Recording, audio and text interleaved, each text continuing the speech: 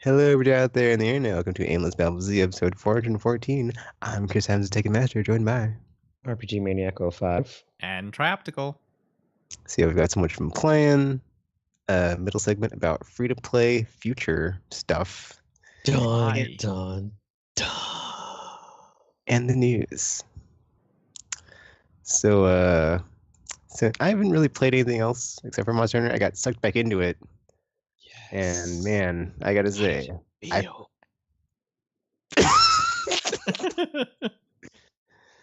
it felt fantastic RPG. It was Tell us how it amazing going.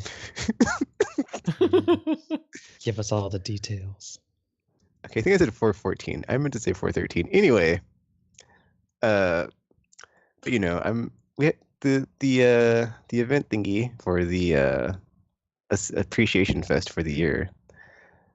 It was, it was going on. And I was like, I'm gonna jump back in, see what's going on, get all these sweet events I haven't done yet, all these sweet layered armors. What's going on here? All these other armor pieces I haven't got yet. Yeah. And I was like, man, this is fun. I'm having so much fun, and I forget how much fun it was. And I have my character, I got my palico, I've got my sweet armor, I got my sweet weapons, I got all the swords, all the long swords. I even got multiples of them. I was like, oh man, this is great. Why'd I stop playing? I could play it all day, and I did play it all day. I played like 14 hours, and I was like, wow. I don't know what's wrong with me. Why'd I stop playing this game? And I was like, I'm going to come back tomorrow and try to make progress from where I was at. And that was a mistake, because when I did that, I was all like, oh man, Arch-Timbered Monsters. Let's see if I'm any better than I was when I stopped. And I wasn't, because I haven't been playing. And I was like, well, this is a problem, because now I'm stuck again. And then I'm like, oh, this must be why I stopped playing. But then I was like, well, I got all these sweet swords, and they're kind of useless now, because I don't want to be all up in the face of some Arch-Timbered Elder Dragon when I'm trying to fight them, and they just keep one-shotting me or killing me in 30 seconds or less. And let's try something else. So then I made a bowgun, light and heavy, and I was like, okay, let me try this thing. But then I didn't just start all the way at the beginning and start from the bottom of low rank quests and slowly go to higher rank. So I was like, no, I'm not gonna do that. And so I just started on the Sunojiva to see if I could just play through the final boss of the main campaign before you get to the Elder Dragons, at least on my own without having to switch anything.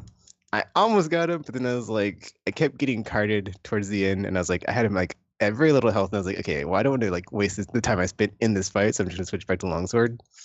So I was like, okay, well, I'll come back, and eventually when I get through this without having any issues, that means I'm ready, and I will find you, Arch-Timbered Monsters, and kill you all like I've been doing your buddy Valhazak, and you'll know it was me. But until then, just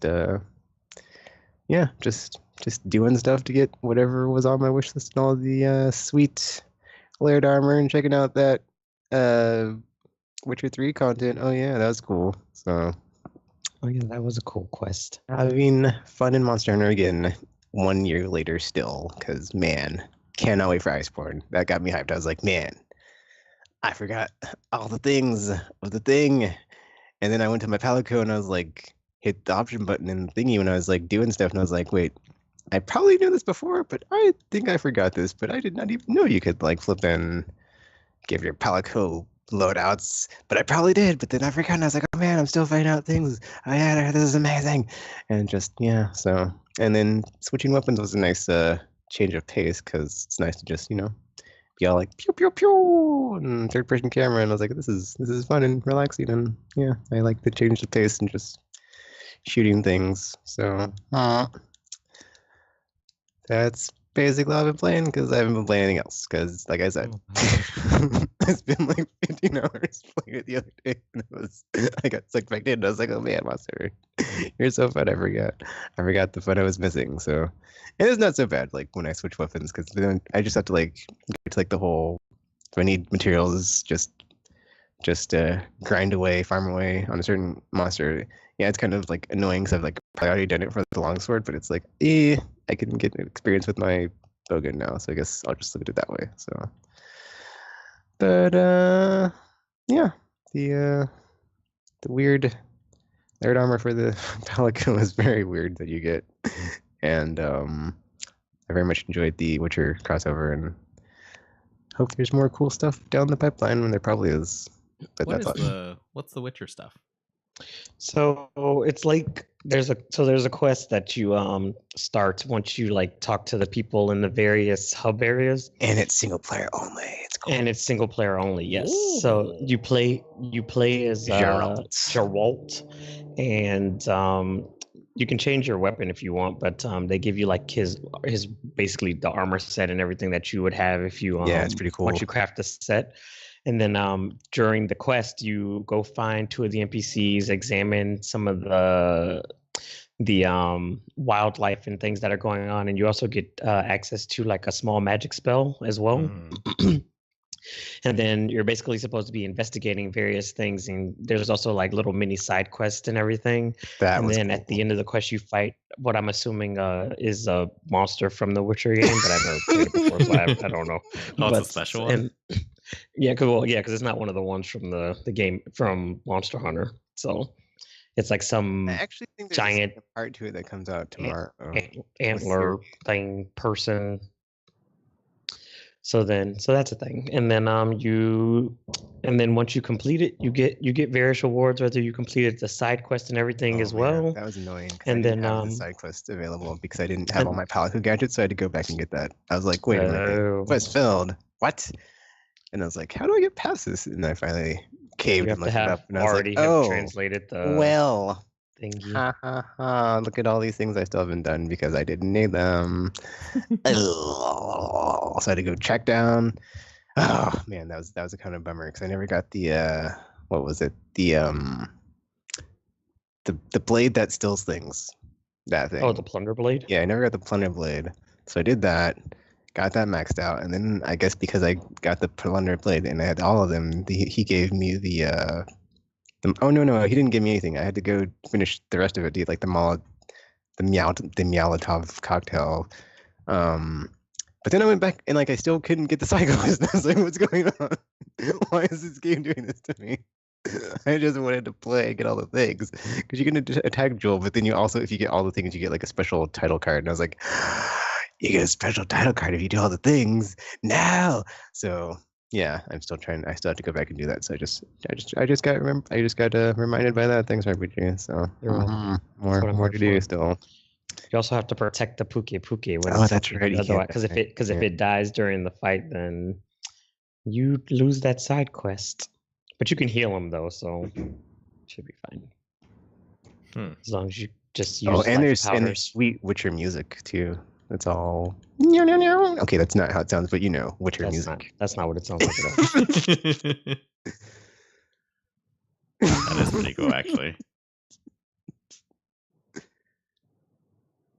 It was really cool because I was like, man, like I would like to see more of this Eastern developer collaboration action.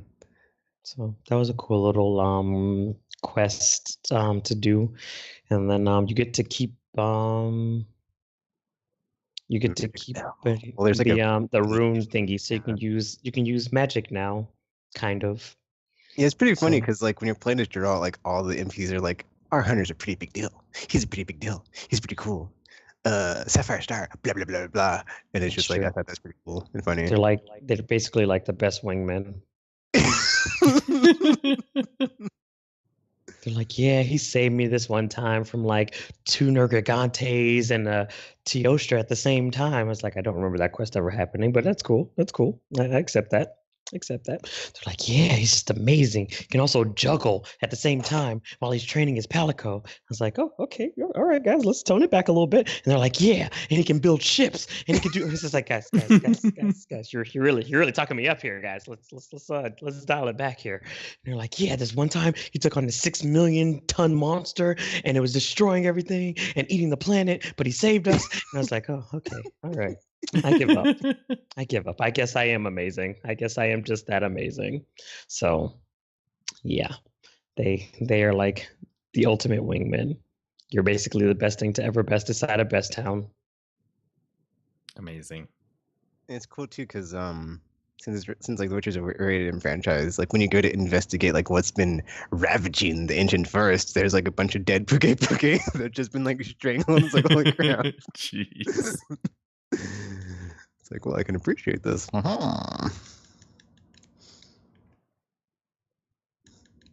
We couldn't do dismemberment, so we just choked them to death. Oh my. It's crazy. Yeah, I mean, well, you have to save one of the puke from that, so there is that thing. Because that's how you start the side quest. Oh yeah, also for Geralt, like when you do his little shield thingy, if you use Sword and Shield, it does the little Witcher magic block thing for that too. Oh, And is not just that, like a sword? is that a thing? Mm-hmm. That's another Wonderful. sign. I didn't know. I didn't know, man. I never played The Witcher. Now I'm hoping that just like Soul Calibur, we also get near, and that there's like a future monster world that they like transport to or something, and it's like 2B something 9S, blah blah blah, or just some fun action with 2B and. All right, I'm just saying I want a 2B layered armor. That's really all I'm saying. But if I don't get it, that's fine. That's fine. what you're I can always saying. just go and play near. It's fine. It's fine. No big deal. And the Could little just pod be- thingy for the Palico armor can totally work. It totally work. Just saying. I mean, you don't have to, but that would be cool. I would enjoy it. I think a lot of people would.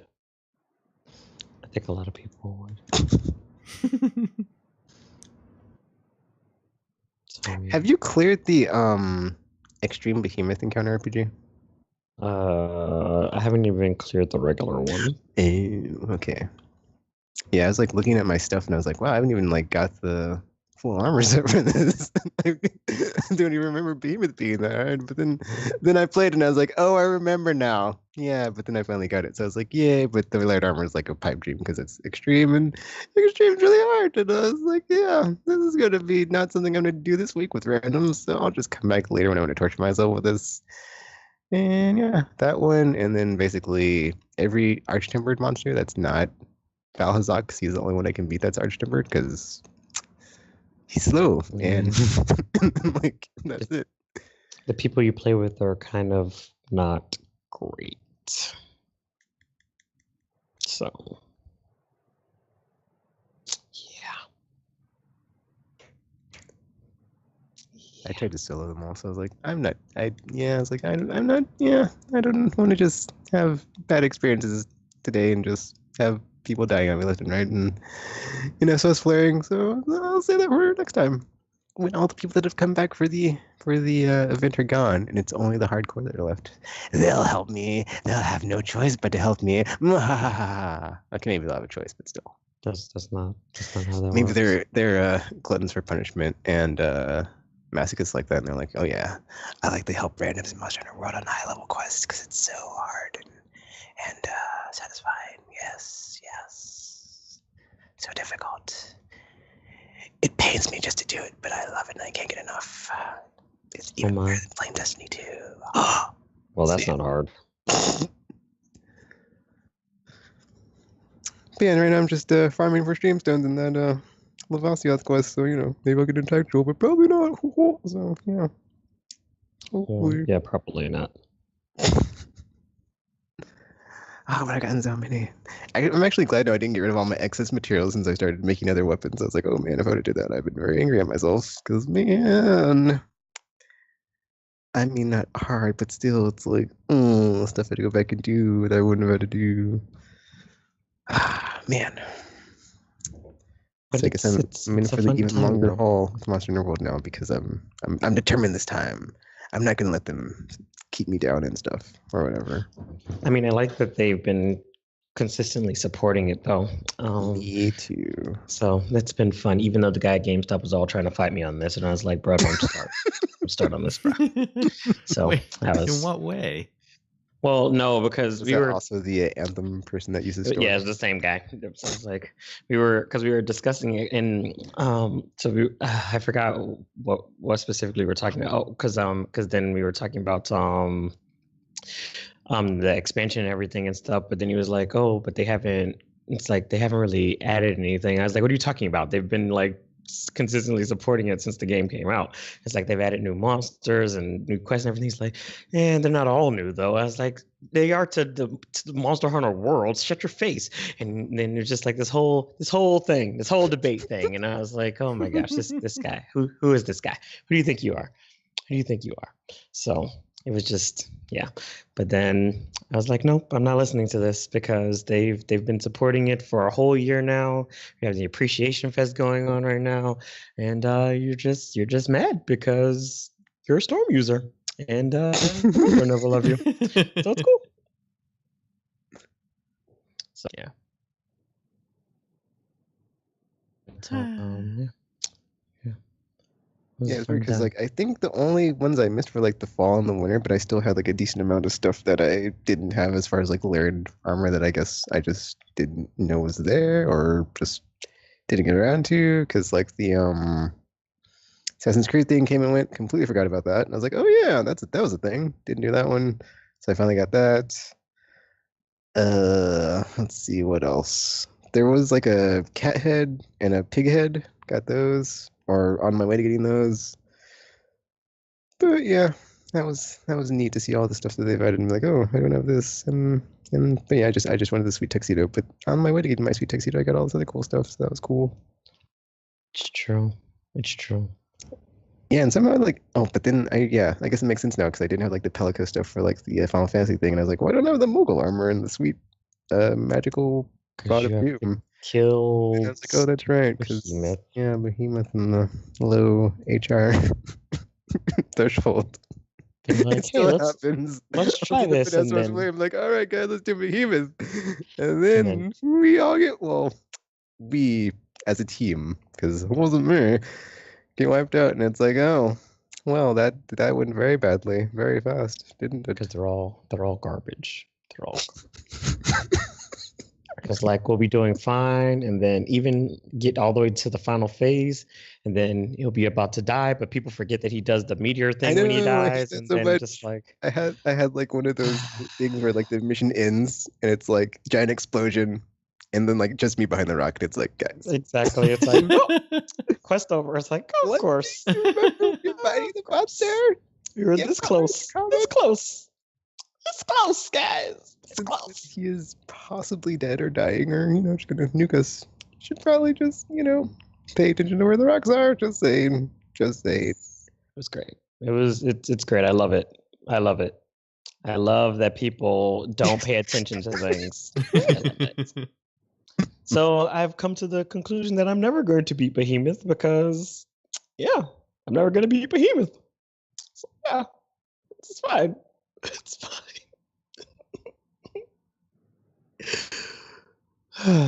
Wonderful. So, I mean, it's just a good thing I don't use the insect glaive, otherwise I would be very upset.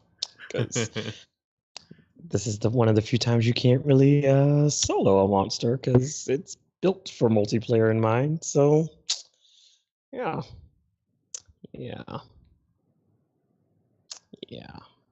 Someday. Thanks, everybody. Thanks. Someday. No. Never. Someday I have to find time to relearn how to play that game. Wonderful. Tropical should always know how to play everything at all times. Probably a good thing then that I probably wasn't that good at it to begin with. So there's to relearn? a low ceiling I have to aim for. I just need to know how to attack. Did you get to all the Elder Dragons, Tropical? What's that? I'm pretty sure he did. Which ones? That's like the metal wind one and the fire one. The ones that have names. One. Yeah. Those. Yeah. Those. The ones with the names, guys. Metal windy. I think that one's like Kushakalaka Laka Maka Mama Shamadama Lama Ding Dong. And DJ Tiesto. Yeah. And the zombie one? Is that one? Yep. Oh yeah, Hazak Valhazik. The hazard guy. What? Purple? The harder versions? Oh, the tempered ones, yeah. Yeah, that's right. I haven't fought tempered Gigante yet, though. Does he exist yet? I Yeah. don't know. I just Not work arch here. tempered, but tempered. And the last thingy that they had for like the update on the game, they said arch tempered. Oh, I refuse. I refuse to fight any arch tempered anything. People are too garbage for that. When is that 'Cause multi-streaming thing coming? I have no 'Cause, idea. yeah, I gotta go train so I can do it. Get my bows. Yeah, I tried to Because- do a arch tempered Kieran. It didn't go well. Well, it did I not. mean, I wasn't expecting it to, but I was like, it could happen. It didn't happen. I was curious myself because I was like, "Oh, arch tempered Kieran." I mean, tempered Kieran was a flaming disaster, so this can't possibly be bad. It was really bad. Like within seconds of the mission started, it was like, "Well, back to the hub." So like that was fast. That was fast. So yeah. Which I mean, I know I shouldn't have expected any different because I played tempered Kieran and that was pleasant. So, I mean, arch tempered should have been. I should have expected that. Should have expected it. But sometimes people are into feeling pain. So I was like, Actually, I guess I did get through arch tempered Call of Troth, but that's just because it's kind of like a easy. They made it easier, or not. I don't know if they made it easier, but it's not as bad because it's like in stages, so you actually get loot kind of regardless of not how. only that, it's or not siege quite. I think it's like easier in general. So it's not like the other arch tempered elder dragons because they're like actual fights.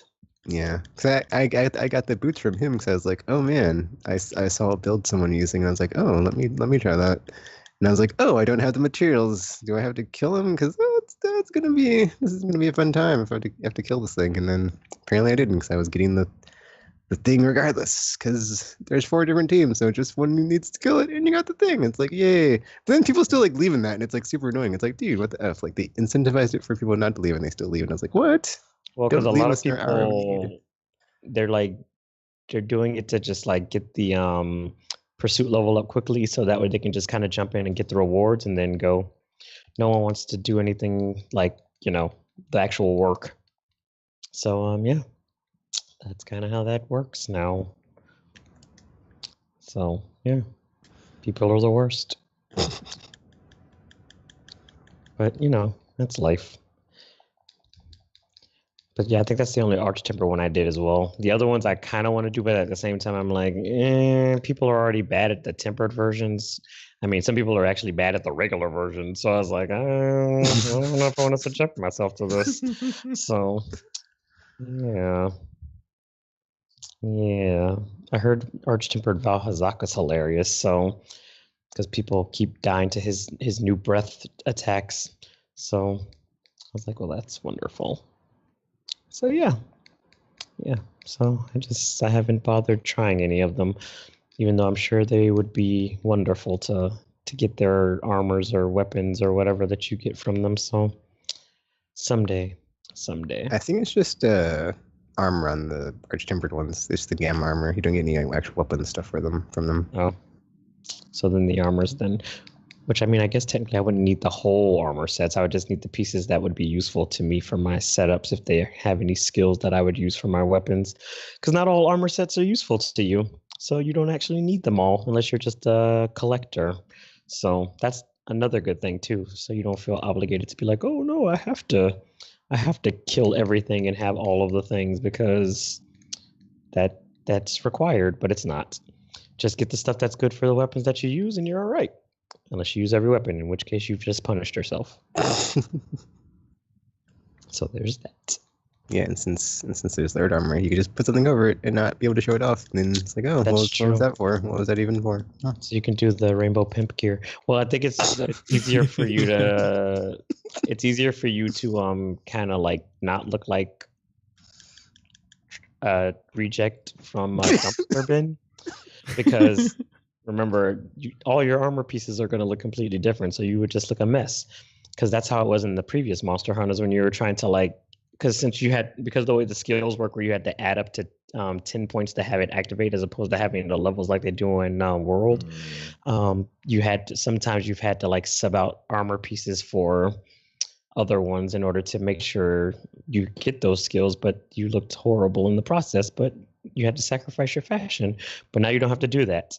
But from my understanding, Double Cross kind of helps with that too, except they do it differently. So instead of layered armor, you have to like merge them or something, but you can't use the other armor while it's merged or some nonsense. I don't know how it works, but yeah, it's weird. But at least you can still look pretty, and that's what matters. That's what matters, man. Yeah, I don't think I found like any of the very few of the armors aesthetically pleasing in this game. So / franchise. Yeah, only certain sets look sexy. Like when the Cove of Troth came, I was like, "Ooh, a golden god! I like this. I like the gold. Do you like gold? Fancy and regally. Gold member."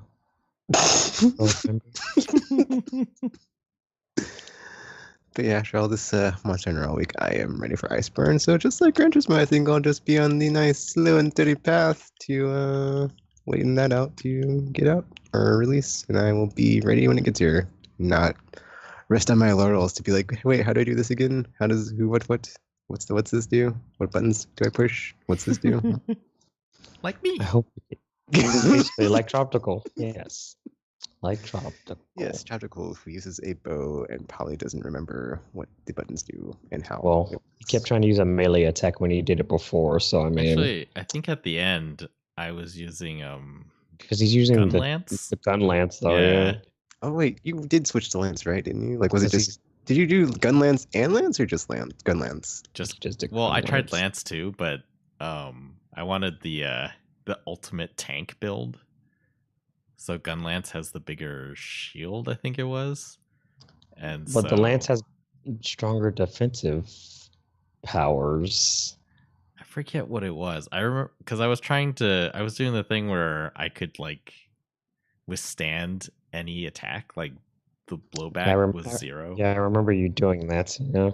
And then with the other shielded weapons, like it didn't work the same. I even tried the sword and shield.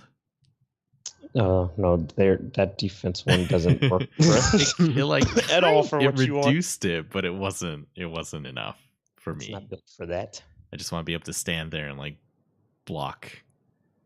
What's that? The Xeno laser. The beam. Yeah, that was fun. Yeah, the lances are best for that kind of thing. They have the strongest defensive capabilities. Yeah. That was fun. Because I mean, I think the charge blade could, in theory, but you would have. It's like it requires a lot of setup, and you would have to charge the files on the shield and everything to make it work. So it's a lot more work. I think what I've discovered, like knockback is different than what I thought it was. So sometimes I would just be taking tons of damage, but I wouldn't know it because my character wasn't reacting anymore. Oh yeah, because you weren't flinching or anything. It was just like, oh, that's bad.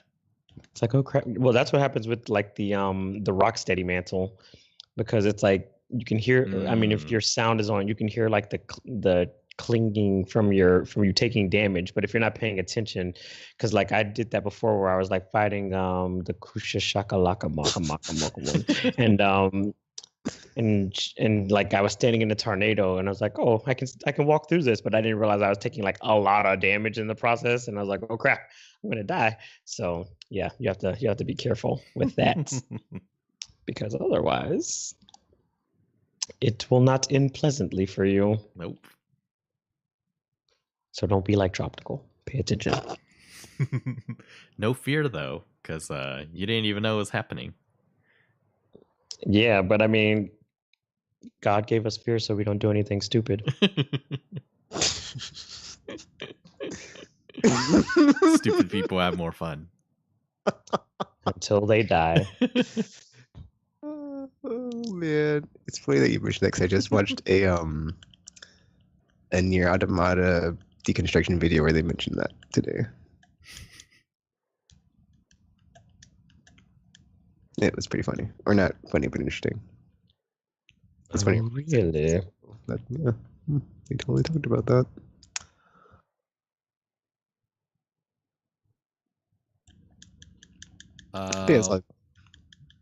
Okay. Yeah, I was just gonna jump into mine. I think all I played this week was The Division. What?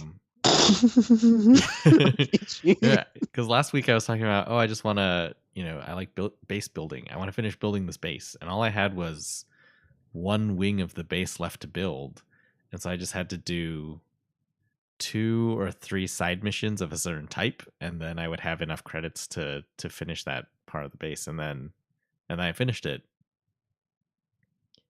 And there really wasn't anything. Like, after I finished building the base, like, well, that's it. Now I have all the perks and everything. And then there's still a ton of side missions to do, but they still offer the same rewards. And now that I don't need any of the like wing credits, base wing credits, then I don't know why I would do these. But whatever. And then I found, so Division has been out a while now. Division 2 is coming out pretty soon. So for the Division, I can't imagine them ever doing this for Destiny, but they just like gave out a bunch of high level gear. And so I had all of this really high level gear. Whoa. Like, you mean in game you can just like go and be like, here's your free stuff? Yeah, I think they at some point they were just like, well, this game is almost over. We don't, we just want people to be able to play the new stuff. It's sort of like Destiny gave that thing that raised you up to the level cap. Oh, the automatic level boost. Yeah, except this was more than that. Like 30 is the level cap, and then the gear score I think goes up to 290. And they just like gave me all these gear sets of a 280 something gear. And so, yeah, eventually what happened, so I reached 30 and it said now there's world tiers. So you can choose different like difficulty levels for the open world. And I'll change like all the roaming enemies that you run into. They'll all, I guess, get a boost depending on the tier you choose. But the tiers are gated depending on your equipment level. And when you first hit 30, I think you start at 0. I think mine was at 3 for some reason. And so, yeah, just like a really low number.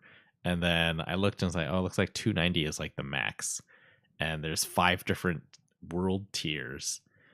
And then I was like, oh, wait, I got all that stuff in some giveaway. I don't know. At some point, then I just like had it in my stash. Now that I kind of understand the game, I'll just like go get those and put them all on. And I put them all on. And then I looked, as like, oh, my gear level's 278, 279.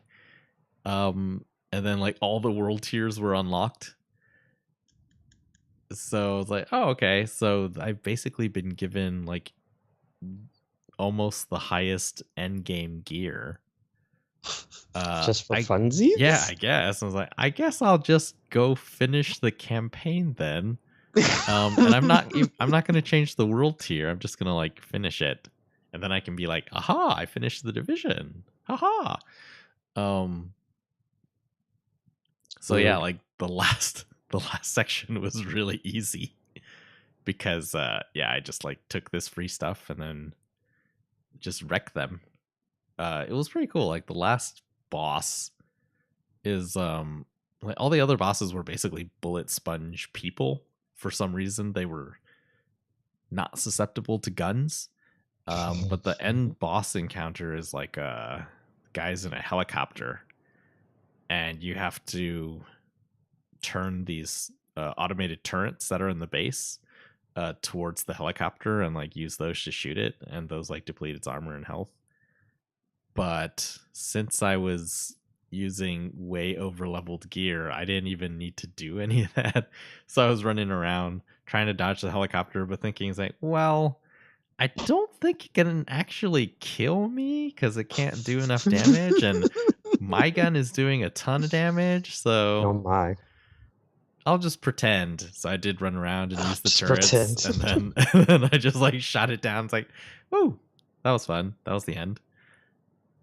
And then there's like loose ends, obviously, because then now finally I've arrived at the end game of the Division. And I think the first realization I came to was the reason to me, like Destiny 2, or I guess to everyone, like Destiny 2 felt sort of sparse was because it was very sparse. Like the campaign was really short. And then they expected you to, there was a few strikes and stuff, but part of the end game activity is just to do the story stuff again, but at like higher difficulty levels or whatever. And again, and again, yeah, and again, daily, and, weekly, daily, weekly. And they're just not very many of them, so you're doing the same ones over and over again. Whereas the Division, it felt like, and still feels like, there was a lot of stuff before you reach the part where you have to go back and repeat things. And so, yeah, like there's a few daily missions that are like, oh, play these campaign missions, but on a higher difficulty now. But then there's like, after I hit 30 and beat the campaign, it opened up a ton of different things to do. Just like new mission. For most of the areas that I'd been to the safe houses, I had cleared all of the side quests, so they were all done. There was only like 2 sections of New York that I hadn't done all the side quests. And then once I finished it, I guess the Division's version of raids, incursions, like appeared. And there's 3 of those at this point. And then there was like search and destroy missions that appeared at every single safe house that I've been to. And then there was like high value target missions, and just, yeah, it just feels like compared to Destiny, there is a ton of stuff. So it felt like I had played a complete open world game before I arrived at this point where it's like, oh, now it's one of those grind games, probably, where you're supposed to do the daily thing and do the daily thing and do the daily thing. And then some of them are things you've done. Some of them are things you haven't done. And then, grind up to 290, which I skipped most of. So I guess that's one thing. Yeah, overall, I thought it was pretty decent. I guess I've always liked the Tom Clancy games, like on the 360, the Ghost Recon games I thought were really fun. Splinter Cell, of course, and then this like has sort of that feel, but also more of a kind of RPG character builder feel, because it's a shooter, except some people can take a lot of bullets because it's all like health and different power of your weapons and stuff like that.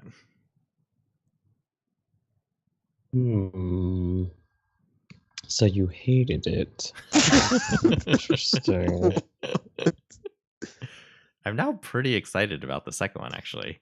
I played a bit of the beta, and it's like, okay, cool. This should be interesting. But yeah, so right now where I'm at in Division, well, since I think the only person I know who has it is Gamer, right?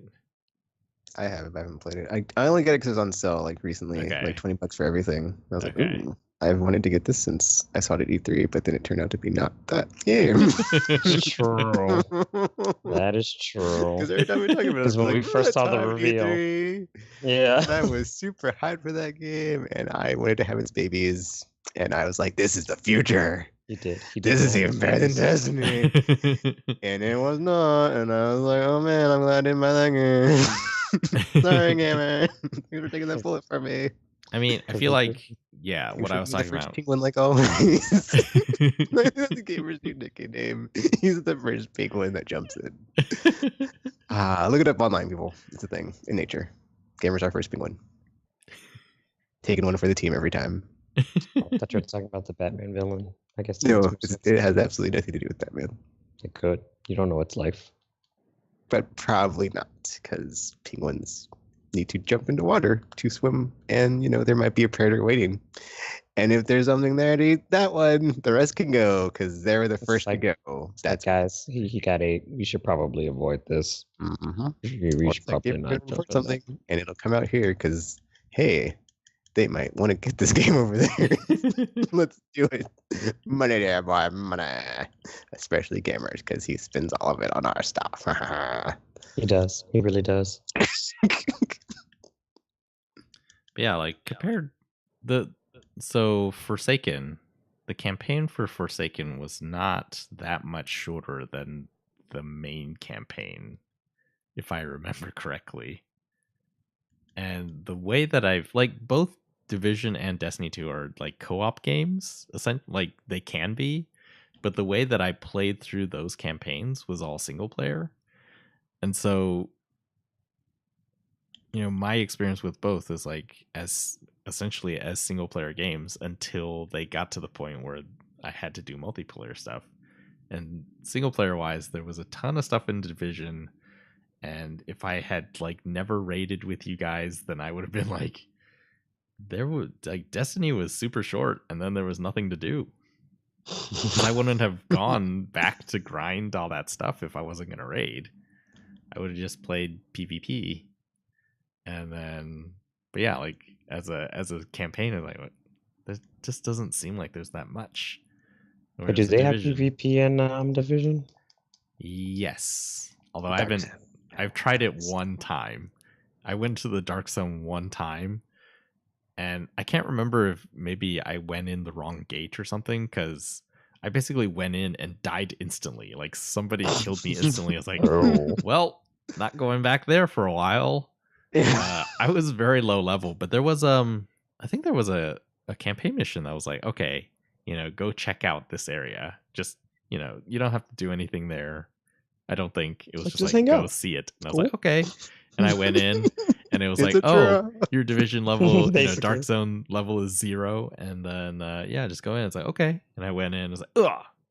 So I don't know what happened, and then it's you're as dead. my body you was got Dark lying Souls. on the ground, I saw people running around. It's like, oh, I kind of know what happened. You died, as they say in Dark Souls. I died so fast. They were like, LOL, he fell for the trap, guys. We told him to go do the thing, and he did the thing. What an idiot.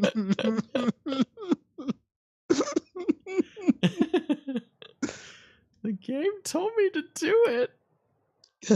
He fell for Why did I listen? Use a fool. Use a fool. It was funny. I remember distinctly when that thing popped up. I was like, oh, I know what the Dark Zone is by reputation. I'm not going to do that now. And I just did other stuff. And then I got bored, I guess. And I was like, all right, let's go see it. And how'd that work out very for you? fast. Just like, okay. See much I of still it. don't know what the Dark Zone is like.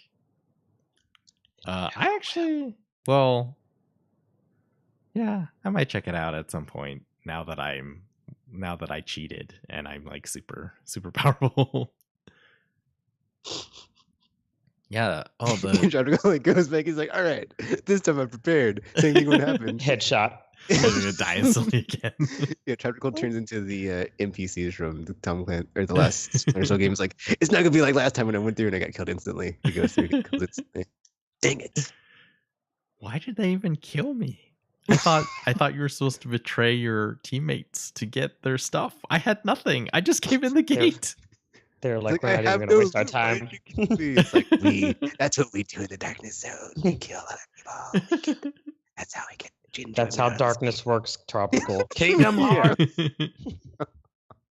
It's in the name.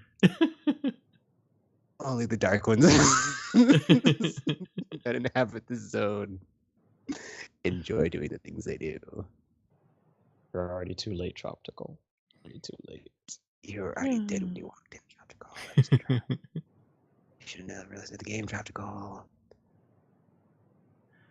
Yeah, Division. I'm pretty sure that's all I played. Like this week, I was just sort of excited about upcoming games. It's like Division, so I actually thought Division 2 was coming out this week because I remembered Does it 15. come out next month?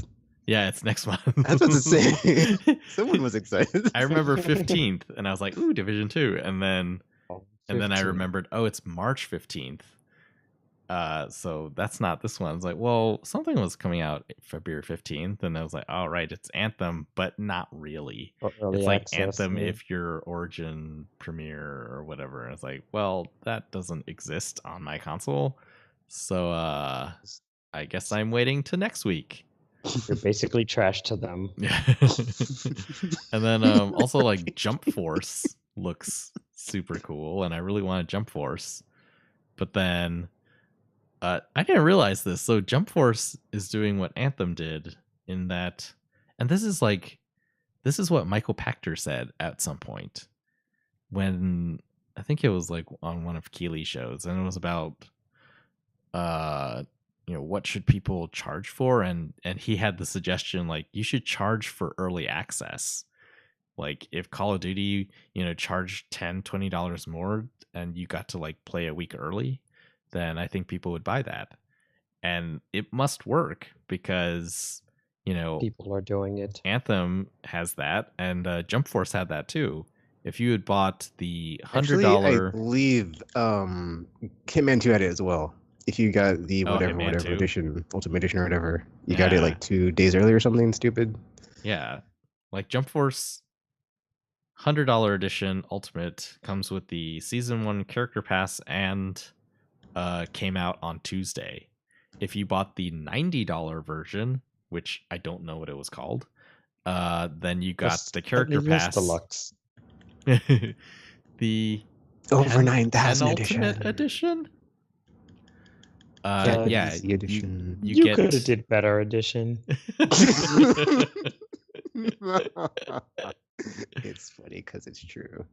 You get the Character Pass, but you don't get the early 3 days. So you don't get the game on Tuesday. You get it on Friday with everyone else, but you get the Character Pass. So I guess that's something.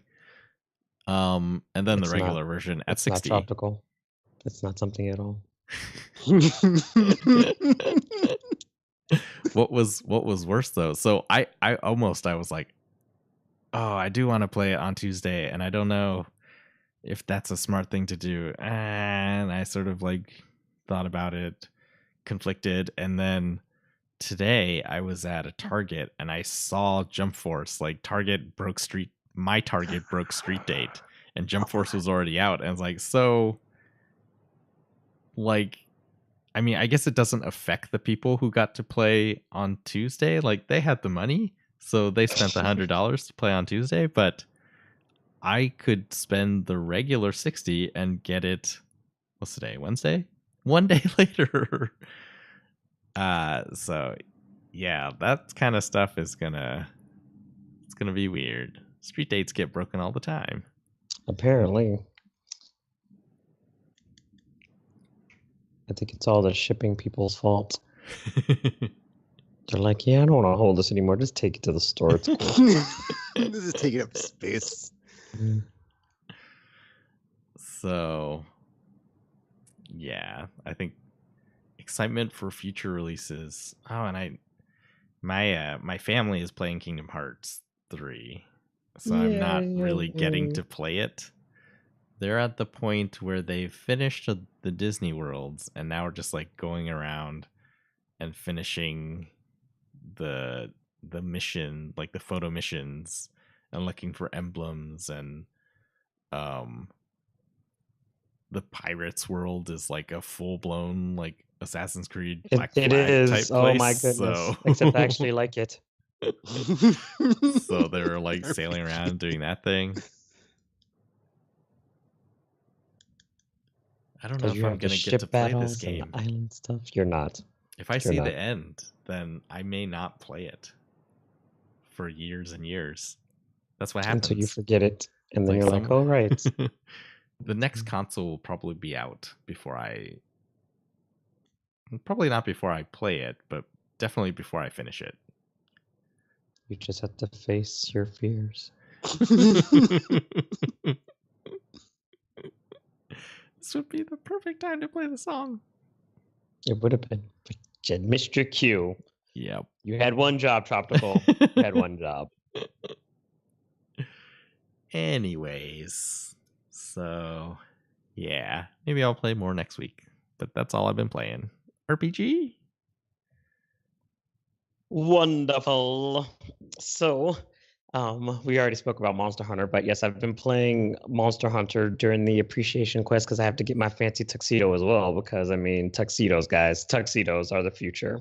So you have to wear them all the time. So I'm using it as my layered armor now, and I just need like a few more tickets to get the rest of the armor pieces, and then I'll have the real version as well because of reasons.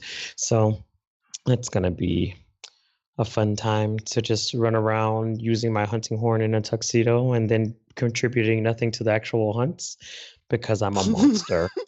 Because I'm a monster. So yeah. So enjoy that, fellow hunters. What? Sorry, I just got one shot by somebody. Enjoy that. So we'll be so that'll be fun. But I also been doing some of the post game stuff for Kingdom Hearts. So I've been what do they call it? The battle gates, those thingies. So I already got all the optional keyblades and everything. So now I just that's pretty much just what I'm doing. Just doing the battle gates to get the secret reports so I can get the extra information about what was going on, and then fight the secret boss and wait for DLC, I guess, because that ending was very teasy, and I don't trust them because it's Square Enix. So yeah, there's that. But other than that, I started playing God Eater 3, which came out this past, or was it this past Tuesday? It might have been last Tuesday. No, it came out Friday. It came out on Friday. It was a weird release date, So that came out, and so I've been playing that. So for those who are unawares, it's similar to Monster Hunter in terms of the style of the gameplay. So it is an action RPG that's built around hunting monsters, kind of, because it became a popular style of stuff.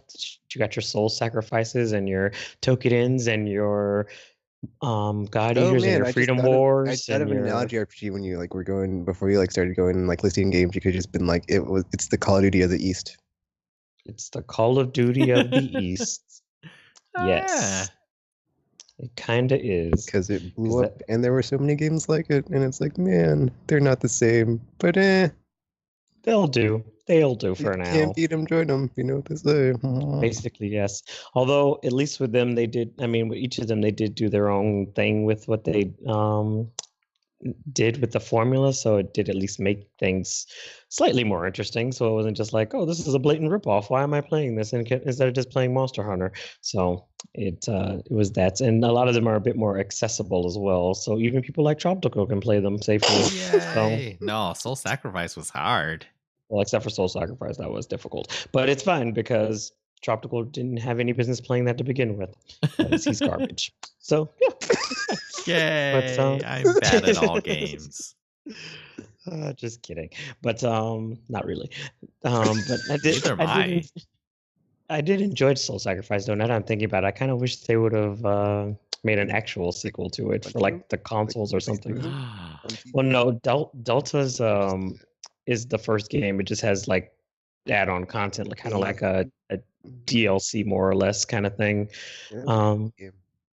It was cool though, because I mean the whole using the magic and stuff. I mean, it did get a little bit complicated because it's even for these styles of games, because I think that's one of the issues with the series. Because Tropical, for instance, when he was talking about before, where he's he would play old Monster or some of the older Monster Hunter games, but it was just awkward to play for if you weren't already familiar with the series, and if you're just getting involved, it's oh my gosh, why are there so many things going on? Why are there so many mechanics? Why do I have to build my own weapons? Why do I have to do that? It is a bit much for people who one don't have the time to invest in these kinds of things, because it's man, I have a life, man. I got stuff to do. I don't got time to be figuring out all these various mechanics and things that are going on. And the Monster Hunter series is especially notorious for that because it's like you have to like plan out your stats and your armor and build your own weapons and make sure your weapons work and make sure your skills work well with your weapons. And then you have to make sure you have these different sets for different monsters. And it's just like it's a lot. It's a lot. So it would be easier though if like they would tell you what exists. Like even in World, you don't know what gems exist. Yeah, you do not until you like get them basically. Yeah. So yeah, that is a bit so it is like games like these do kind of work against newcomers kind of also and yeah, Soul Sacrifice was kind of like that. I mean, I feel like Tokiden was fairly accessible because there weren't really anything like obviously difficult about it. I mean, you still made weapons and stuff, but everything was like pretty much self-explanatory and the skills are like automatic, so you don't have to like do all that nonsense like you had to do in Monster Hunter to get them activated. And then God Eater was semi that way when it first started, but then as they made more like, because even like with 3 now, it's like there's different systems and going on for like various different skills and everything. Because like your weapons have skills, you have skills, then your skills have skills. It's like, okay, this is what's going on, guys? What's happening? So you even have to plan around that, and then you have to, and in order to make the skills better, you have to use the skills. So in order to use the skills, you have to meet certain conditions in order to do them, and then you have to do. It's just like a bunch of extra stuff going on. So it is a bit much if you're not like if you're like new to the series or like you want to just kind of jump in and play, because then it's like LOL, you're not doing that today. So it's what's that? You want to play? Not happening. Like, no, but I'll show you these tutorials first and watch it be very vague, and you still have to like wing your way through it. Enjoy. So yeah, it's yeah. These are the kind of things you deal with these kinds of series, because I guess they just assume in Japan that people have time to sit here and make spreadsheets about games and just to play them. So yeah, that's a thing. But so yes, so God Eater 3. It's one of those Monster Hunter style games, except that as it had become known as one of the more story based of these types of games, because it usually is a bit more story focused than the other type of games of this type. So I mean, actually, Soul Sacrifice was like pretty story based too, but yes, so it was more story focused. And then this time around, there's a new thing going on with the whole weather phenomenon. Like 2 had the blood rain, and this one has like ash storms now, and the storms are like dissolving everything in their path. So that's always fun.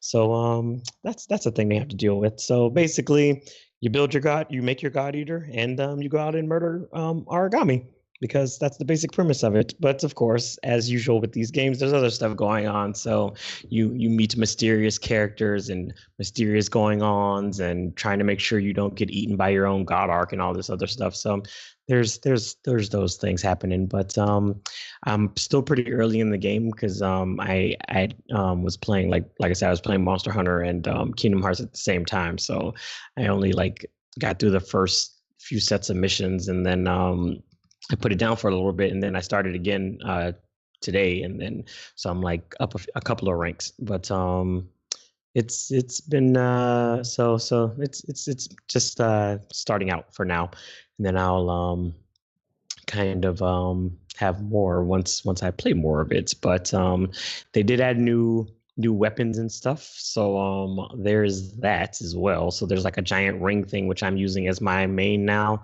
which turns into like an axe with a chainsaw on it.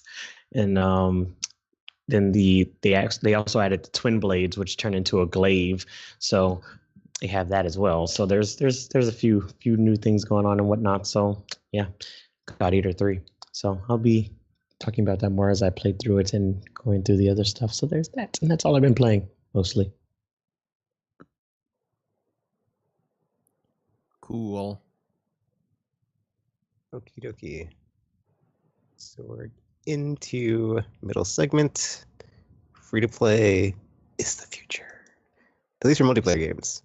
Is it? Because this week, or last week or whatever, I think it was last week when Apex, what's it called? Apex Legend. I forget the second word. Apex Legends. Yeah. Came out of nowhere, and they're like, "Oh man, guys, free to play battle royale from the Trusted OG A team on Call of Duty. Once upon a time, $0. Yeah, it was it's the Titanfall people, and they kind of just stealth dropped it, and they're like, "Yay, we have a battle royale game like everybody else now. Love us, love us." I think it's really funny, like the story of Respawn. Yeah, it is. Because they were Medal of Honor guys, and they're like, we don't want to do this anymore. Let's go make our own. And they form Infinity Ward, and then we're Activision, and they make Call of Duty. And then they're like, oh, we don't make Call of Duty anymore. We've done so many. And there was that whole lawsuit thing. It's like, we're leaving. And EA was like, we don't care what you're making. Just we'll pay you to make it for us. And they're like, all right, let's do it. Like, money, dear boy? Money. Microsoft's like, we need an exclusive. We don't have any. Yep. And then Titanfall. And then, like, at some point, EA was like, we want to buy Respawn. And Respawn was like, we'll take it. Or, no, you can take it. Give us the money. And now Respawn is part of EA. And this is, Pactor was saying this too. Like, I don't think it was Pactor, actually. Analysts have been saying, like, it's weird that EA and Activision don't have Battle Royale games. And then Call of Duty Black Ops 4 had Blackout, which is their Battle Royale game. And then EA was like, whoa, Battlefield 5 will have Battle Royale at some point. But I guess Respawn beat them to it. It's and like, you still like us though, right? Right? Now they have their giant Battle Royale game. 25 million users. Yay. I'm not one of them. 2 billion concurrent players. Were you one of them, Tropical? Did you do it? I probably wasn't during the 2 million concurrent. Because I played during the daytime, like on a Tuesday or something, Wednesday, when everyone was at work. Yep. But like, I am one of the 25 million. No, Tropical, you were the chosen one. For what? I have no idea. I just wanted to use that reference. Weren't expecting anything or too much. They weren't. Good. Also that. So we're saying that free to play is the future or for multiplayer games? Yes. Because if you look at the numbers anyway, and you've got like, a game. Was there any like really big first person shooter that came out besides Battlefield and Call of Duty this fall? I don't follow shooters. Because Anthem, or not Anthem, but is Metro out this week? Metro is multiplayer. Yep, it's like Metro single out player this focused. Week. It's single player focused. That's not really a good analogy. So, but basically, all I'm saying is that, like, if you look at the numbers, money, dear boy, money, and you have, Fortnite money. You have Apex Legends doing 25 million, like, in no time, because the barrier to entry is completely diminished because there's like nothing standing between the user and the game because it's free to play, hence the name. But you have the yearly edition. At least Call of Duty has like yearly edition. I don't know if I think Battlefield is either every year, every other year, so whatever. It's whatever. It's confusing. There's too many. Is what we're getting at. But then like you look at the numbers for like sales on that, and it's like, oh, not 25 million for sure. So at least not in a week or 2 weeks, because we put them out every year, kind of diminishing returns, and people are like, I think I'm good sometimes, and it's like, I myself have not played Call of Duty in a long time, except for it was free for like the Infinite Warfare. I haven't gone back and played it, but I did download it because it's free. But whatever. Or I got it from the store when it was free that one time for Plus users. So, you know, I don't think I've users played Call of Duty since Modern Warfare. so users are like, you know, they're burnt out, driven away. Sometimes they come back, sometimes they don't. But then, like, you know, battle royale is like the new hot genre in town, sucking up well, not all the, but like, you know, a lot of the people and money. So it seems like this is the way things are going to go, and it's here to stay. I think you know, you'll be hard pressed to see. I mean, imagine like, you know, people can't just like at the drop of the hat switch their development schedule and cycle. So like maybe this year for sure there'll probably be like still some multiplayer centric $60 games, but after at least in the battle royale space, since I guess, you know, following Fortnite, it seems like it's going to go the route of free to play, but I like, to me it doesn't make sense like why you would have a PvP type game or any type of multiplayer PvP, at least in the first person shooter space, at least not after the success of Apex Legends like this 25 million like so fast. Like why would you not just go free to play and then try to, you know, make it back on the microtransaction or yeah, like all that doodads. And I mean, yeah, not loot boxes, that's evil. Microtransactions for like cosmetics and like all the other fun stuff, because like we'll still have the, you know, traditional $60 game box product for like single player narrative story stuff, so that's still going to be a thing. Like I don't see free to play replacing that anytime soon, but definitely I can see it replacing like the multiplayer side of things, where it's just like you get the game and you play it, and like if you want to like have a cosmetic upgrade to your character or whatever, you can either grind for it or you can just you know, pay the real money. But in the world as it is now, it seems like this is a paradigm shift towards the free to play future that I am now predicting is going to happen in multiplayer side anyway. Because if I can play for free and I don't have to spend any money, like why would I buy your game and play it? So it's like the competition's super stiff now, and it's like, do you guys think anybody's gonna?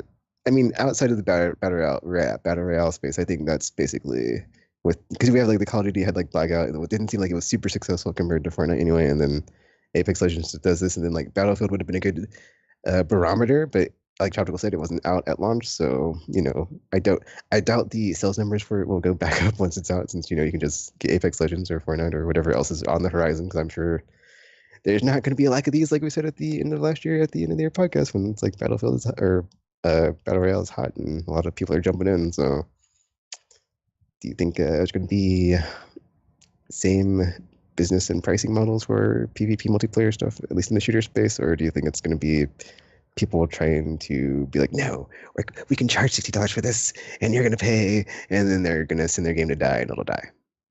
No, I mean it'll probably stay. I mean, free to play, because I mean, remember that period of time when everybody was releasing MOBAs? I know, that's what it reminded me of like, remember when was it League of Legends? Was that the one like that got big really fast? Tropical, like the first one.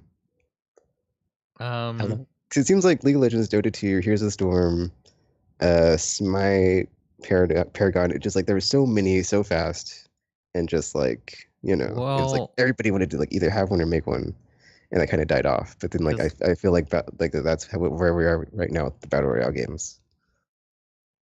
Kind of. Well, like League of Legends was much earlier. And I think for quite a while they were like the only one in town. And then Dota. Then yeah, Valve got the guy who basically invented Dota, or was like on the team that invented Dota back with Warcraft 3, and said, we're going to make Dota 2 with the guy. And then they did that, and then they like supported it a ton by doing these giant tournaments, the Invitational, where there's just a ton of money on the line.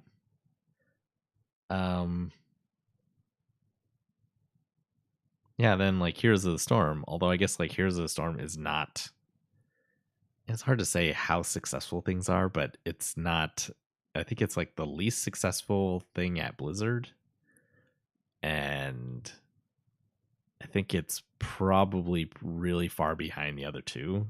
So when Paragon, you know, Smite is kind of different. Smite, I think, does well by its own metric, but then Paragon, like they wanted it to be like League of Legends or Dota, probably, and because it wasn't, and the reason was because those existed already. Here's the Storm existed already.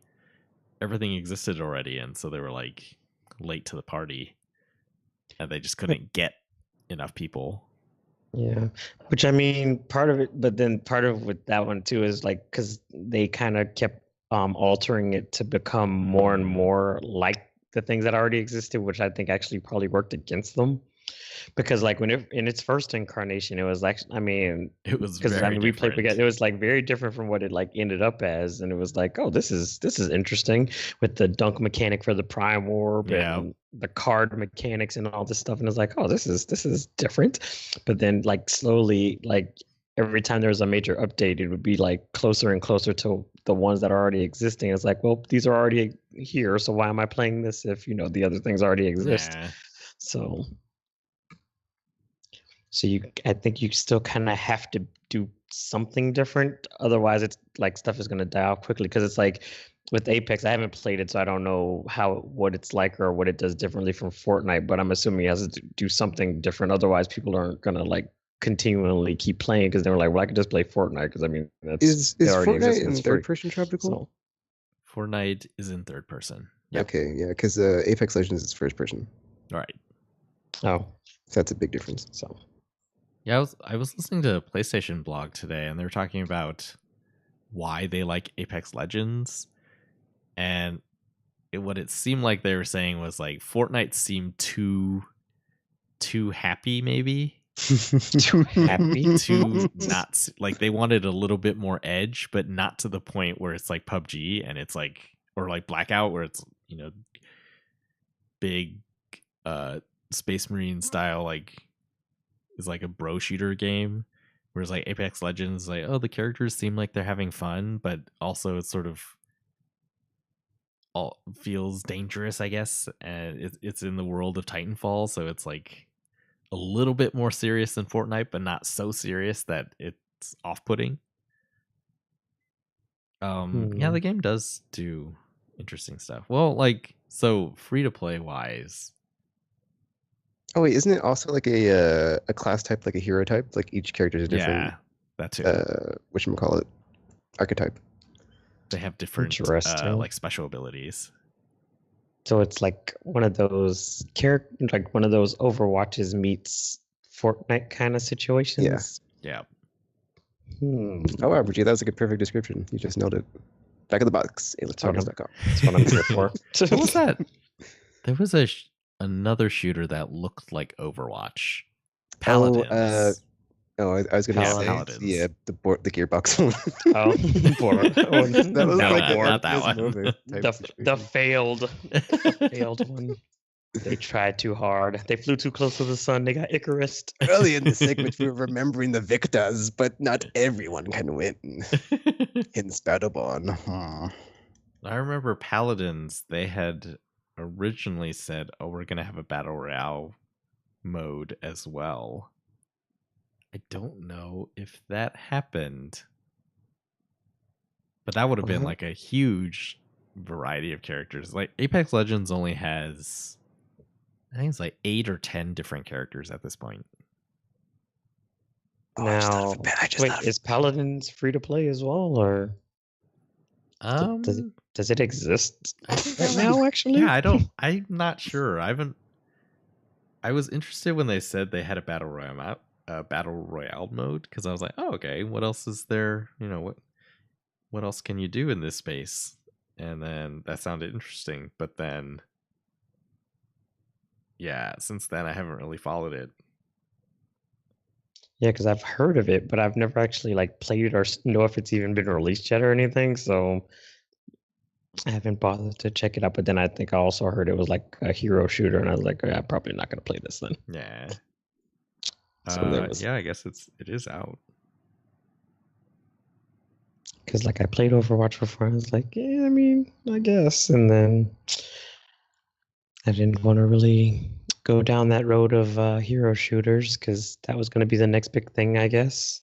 Yeah, that like this whole conversation is like making me think of Rainbow Six Siege. It's like there's a bunch of like cross pollination of like the ideas that are like out right now that people are like doing with them. Oh, 'Cause you have like the hero thing going on, and it's like in other games besides MOBAs, but then now we have Battle Royale, and it's in that now too. Which I don't think is the case for Fortnite, right? Like every character plays the same, right? yeah, every character is Yeah. the same in Fortnite. Interesting. Well, so there's a few things here. Like, but it has its building mechanic though, so it's different. yeah, I think there's a few things for Battle Royale.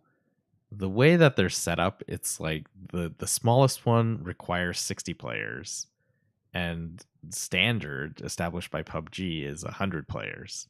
So you need, hundreds of people playing it at a minimum for it to be a good experience, for like matchmaking not lasting too long and all this sort of stuff.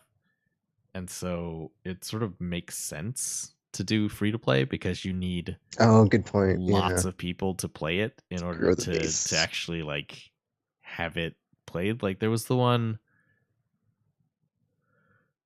I can't remember what it was. It was like the sequel of, it was a battle royale sort of game show type. It wasn't the one that 1 vs. 100 Bosky did. No, it was can't remember what it was called, but it was like, it was really bad, that to the point where people were just like parachuting in and winning because they were the only person on the server. And then like that game got pulled off the store because like no one was buying it. Wow, I haven't heard the story. I can't remember which one it was, but yeah, like there if you don't have the people to support if you don't have the player base to support a battle royale game, then it just doesn't work. But the other thing, like 25 million Apex Legend, like it sounds really impressive, but on the other hand, we don't really know what the scale is for free to play yet, because it's kind of new, at least in the console space. That is true. So also the $1 rule, we should have talked about that first, or not the dollar, the 1% rule. Right. Looking for those whales. Because it's always about the profit. Money, dear boy, money. You're not just going to give away these games for free and be like, well, we might make money off of this. It's like, no. If they were making money, they wouldn't do this. This isn't a non-profit industry. It's really not. It's really not. We'll get to that in the news. Just saying. Oh man. Yeah, like we don't. It sounds successful so far, but we don't really know if that's going to translate to money for them. I think it was Forbes was talking about it, and they were just saying it's like, Fortnite makes its money off of these cosmetics, and part of the reason it works is the cosmetics are cool. And I read that, it's like I kind of agree. I mean, I haven't bought anything, but yeah, I guess back to Paragon, like they had cool skins, and I did buy some of those, and so he did. I guess they have good designers, like pedigree for making stuff that like the cosmetics are really neat. Whereas so far, Apex Legends cosmetics don't seem desirable to me at all. I looked at them and was like, okay, whatever. And so just like but what about emotes, Tropical? Those are hot now too. Yeah, well, Fortnite's those are getting cosmetics sued too right now. So I'm just saying a different type of thingy that's not an armor piece you wear. Well, no, like all of those things, like Paragon emotes. There were emotes that I was like, oh, these are really cool, and there was a few that I did buy. Ones. He did. I saw those too. Yeah, like Fortnite has those things that are like, wow, they know how to make stuff that you want to buy. Okay, Tropical, like time out before you continue. I just like have a curious question. Did you ever buy any emotes in Destiny? And like, what were the emotes that were so good in Fortnite? Because there are a lot of emotes in Destiny. In fact, I don't know if they had the floss dance before Fortnite had it, but I know for a fact Destiny 2 has floss dance in it because I had a share button video where we got destroyed in Trials of Osiris, and like that was before Were they Fortnite floss that year. danced? So Somebody that was like- flossed that's- on you? no, no, they did not floss on you. It's like you do your character's emote before the match begins, and then like their team had like all floss people. Oh, I see. And that was like year one Destiny, or year one Destiny 2, and like I was like that's like before it blew up last year. So I was like, did Destiny 2 have floss before Fortnite did? Why didn't it blow up? But then again, it has like a lot of emotes. It's just not as popular. Like it has the Carlton dance and No, I'm pretty yeah. sure So Fortnite had it before they did. Yeah, I feel like they did. Well, Cause I'm so not as fluent in Fortnite to dumb. to your question, no, I have never bought anything in Destiny. That's the right answer. Me either. You passed. You can Fortnite, stay. I actually haven't bought emotes, so I haven't bought anything in Fortnite either. The emotes I think are all mostly dances. Or no, that's not true. There are like just A regular lot of type them are emotes. though, because that's why they're getting sued. Yeah. That Fortnite money. But yeah, so far like costumes, I think there have been really cool costumes. One of the costume ideas that they had was like costumes that evolve. So after you got the costume, you played matches and like completed challenges wearing the costume, and you would like earn parts to the costume that you could add on to it. So it was like the superhero season where they had like a very basic like skin suit with a little bit of armor essentially, and then as you played more and more and accomplished these challenges, you got like shoulder Capes pads and and mats like and stuff. like basically all the stuff, and then you were like a much more armored looking dude. And I was like, oh, that's really neat. And I got well, I guess another thing is like the way that they do cosmetics in Fortnite was pretty innovative. So instead of just doing loot boxes, which they did do, or just like outright having it in the store and then you like buy the thing, they did I think they were the first to have like a season pass essentially. And it was the battle like, pass, yeah. It was like 900 coins in game. And you had like 100 levels of different things to unlock. And it would like usually the first thing would be like, oh, you get a costume. And for that season, it was like, yeah, this costume upgrades as you do stuff. And then so you're like earning all these things as you go. Back with Paragon.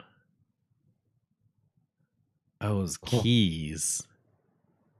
Oh yeah, they did like these daily I remember challenges, and you get keys, and like you put them in chests. Oh yeah, and then or no, you open the free chests, and they gave you keys to open the premium chests.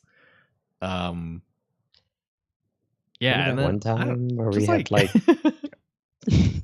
the whole chest opening time.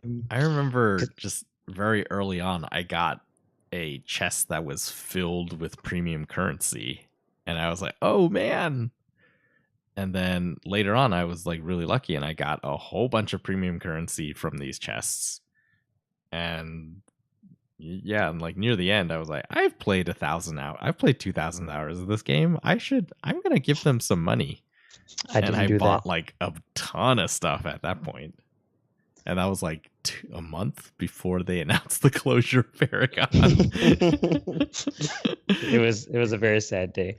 Although, because like I had like similar luck with the chest as well, where I ended up getting like a bunch of coins and stuff out of one of them. So I was like, oh, I have so many keys and stuff now. I can do whatever I want. But I never used them because I was like, what if something better comes out for one of the characters I actually use?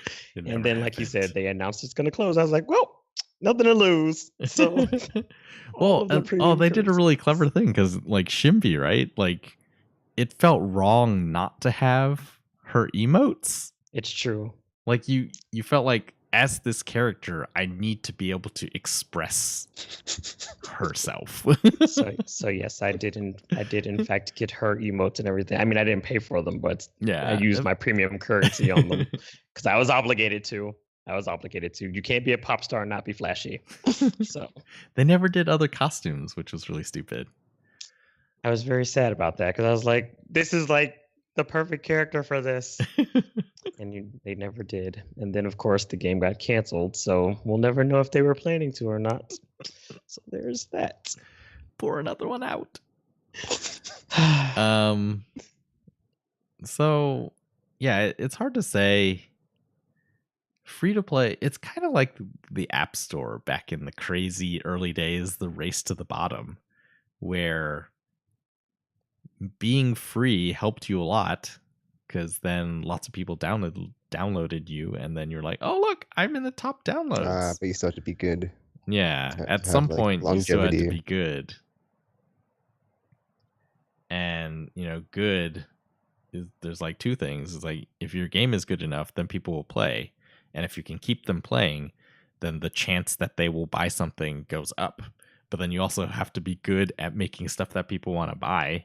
That is true. I think it also has to deal with perception because, like, for me, it's like I will never spend a penny in Destiny or Destiny 2 as far as like add-on crap because it's like I already bought the effing game, and it's like even though they gave me like the 2,000 or 1,000 silver with like whatever edition I got, and like I could get some, it's like nah, dude, because it's like that's how they get you. It's like you get that first hit free, and it's like oh, but I want this. I mean, and still Destiny 2 is like not as bad because they give you silver dust now, but it's like I'm like in my mind, it's like it's just a tonality situation of like I am not here to dress up my character and get these little dinky dink emotes. I'm here to save humanity and kill enemies of the light and cleanse the darkness from the universe. Okay, you were doing it wrong. I want to point something out. You may not have bought in-game cosmetics for Destiny, but you have bought out-of-game cosmetics, right? You bought those 2 T-shirts. Okay, chapter cool. From the like Triumphs thing. That is okay. Fair enough. Yeah, you did. That was fell for it. You was a fool. That is not the same. That was you done like goofed. You done goofed. That is like a physical manifestation of like all that hard work though. Of your like, love for Destiny? I did that. No, it was tied to doing all that crap. Your love for Destiny. Whatever. You love Destiny.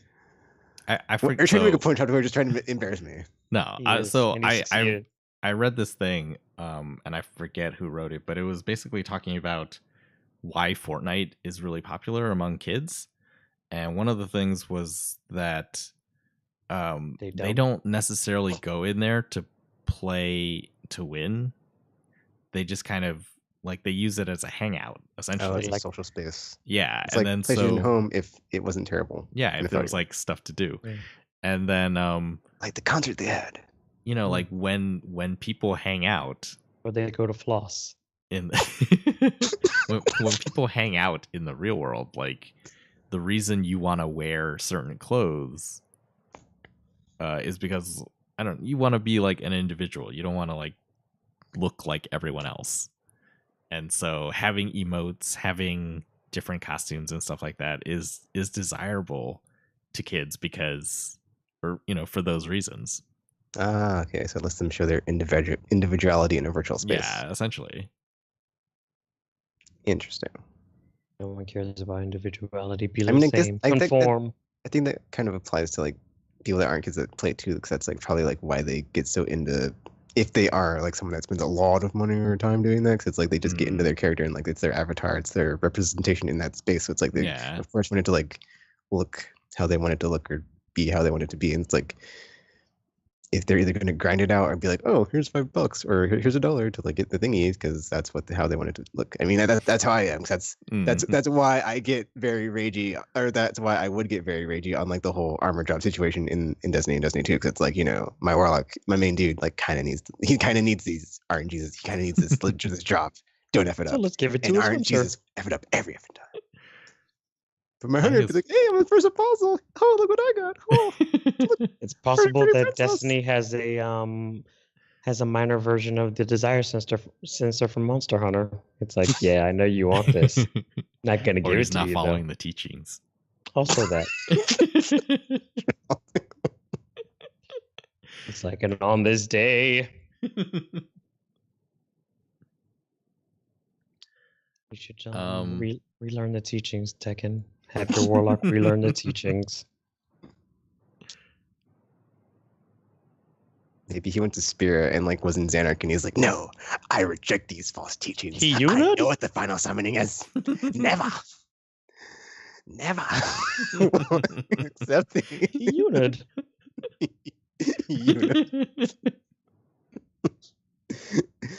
Oh man. And then the lady was all like, who do you think you are? She's like, I'm effing Braska's daughter. Come for me. And she's like, come at me, bro. And that's how they saved the world. At least in my version of Final Fantasy X, they did.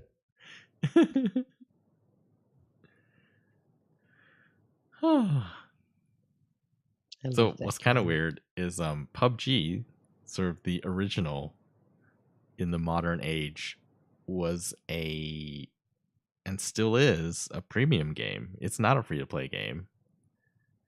It has free-to-play stuff in it. No, it's like a $40 game. Interesting.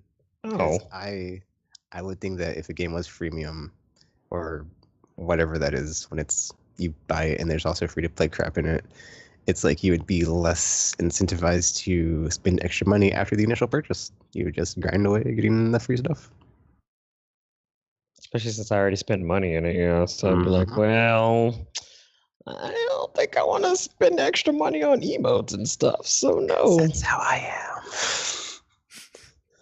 Because, with free-to-play, I think it's because it's like, well, I didn't spend any money in the first place, so it's okay if I spend like $2 or $3 on this, which turns into $600, and then it's like, okay, I bought a house, but it's cool. But it's and because things escalate, obviously, and you lose track of how much money you're actually spending on these virtual things that you're probably never going to actually need or use, and it's like, it's cool. So, but when you're spending thousands of hours in a world RPG, you probably haven't seen Ready Player One, have you? I have not. Or read it, never mind. I was going to say, I have the book. It becomes a part of your life. You become that person. I've only gotten through the first 40 pages, and it's like 300 pages long, so it's not happening for a while. Like Tropical said, man, you gotta show your individuality and be like, yeah, this is me. This is my character. This is my story. You Final Fantasy X, and we're back. We've lost the main path. We got back on the side path. Like a true RPG. At least we're not lost. RPG. I love Final Fantasy X is my response to that.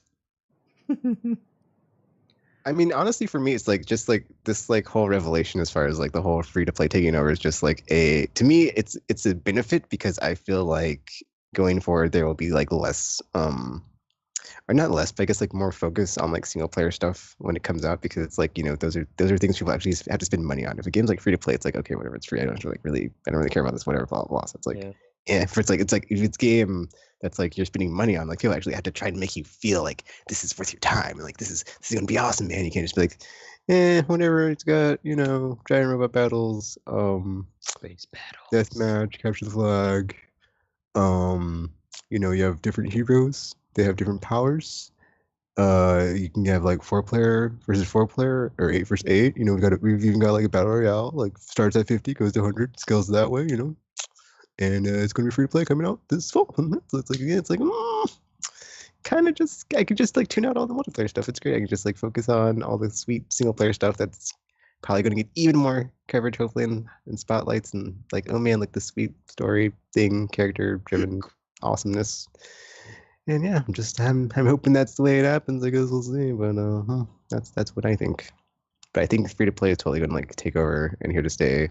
And it's going to be weird when like stuff that's like traditionally been like non free to play stuff, like team deathmatch and all the stuff I just said is going to like be that way. And it's like, I don't know what's going to happen, man. It's crazy time, darkest timeline. Like RPG is finished. Kingdom Hearts 3. We no longer know. Are we safe? Oh yeah, that's true. Our reality is about to fall apart. Our timer's in the negative. Basically. We're already on borrowed time, guys. Yep. We're already on At borrowed any time. moment. Any moment. So make sure you got all your eggs in the basket or your ducks in a row, however that saying goes, and yeah, enjoy. All your eggs because and you your own ducks. borrowed time. All your eggs and your ducks. Wait, what? Yes. Oh, I guess another question would be like, you know, since That's not the answer. unless the whole like, you know, free to play games do make a profit off of just like 1% of their user base and it's profitable, which Tropical says is true. I'm a bit skeptical, but I'll believe him because it's like I guess that makes sense because it's like I'm I don't know. skeptical, but this is what I hear, and it's like that is insane. I can't believe it. If that is true, I'm interested to see if there will be like more attempts at monetization on the single player side of games because we already have that like that's out of control already of like season passes and DLC. I'm cool with like a game with an expansion pack, but it's like season passes I'm over, games with like DLC after the fact I'm over. It's like I just want to know what I'm getting up front, and then like, you know, at some point be able to get it all bundled in some sweet not game of the year edition because there can be only one. So yeah, or like the complete season rip Telltale forever in my memories. Oh yeah. With all the episodes of a thing when it's episodic. I think it's weird that like story games are going in one direction and sort of what I would consider to be like games in the sense of you're not playing it for story, you're playing it to play. You know, so like yeah, multiplayer shooters are like that. I think like sports games are like that. They're going in opposite directions. Like single player games for a while. Oh, you mean like wait, continue. I'm sorry. Oh, yeah, continue. like, I'm trying to like get in your brain with what you're saying. Single player games for a while, they were like, oh, single player, and then we need people to keep the game, so we'll add multiplayer. And that's where it stopped. So now they're like, well, we add more single player stuff to it, and then that way people will keep it longer because they gotta play all of the story. And then like games. So the one that I think of is Madden. Madden was always like you played it to play football, but I feel like over time people did get the sense like, why do I buy it every year when it's basically the same game? And the solution, or probably part of the solution EA came up with was, well, we're going to add story mode. So Madden had a story mode and like FIFA had a story mode. And that sort of, I think that compelled at least some people to be like, oh, I need to buy it every year because the story continues in the next year. The FIFA games is like, it's a trilogy now. And sort of gives the older games value. They don't, you know, drop to the 99-cent bin so quickly anymore because they are a bit more desirable. You have a reason to play them. Yeah, like some people keep them because they have story, and it's not like you replace it with a new one every year like you used to. So, you know, used places have less of them, so that means the prices go up.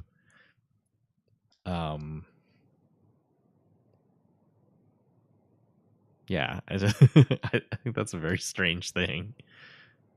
So as far as like free to play, I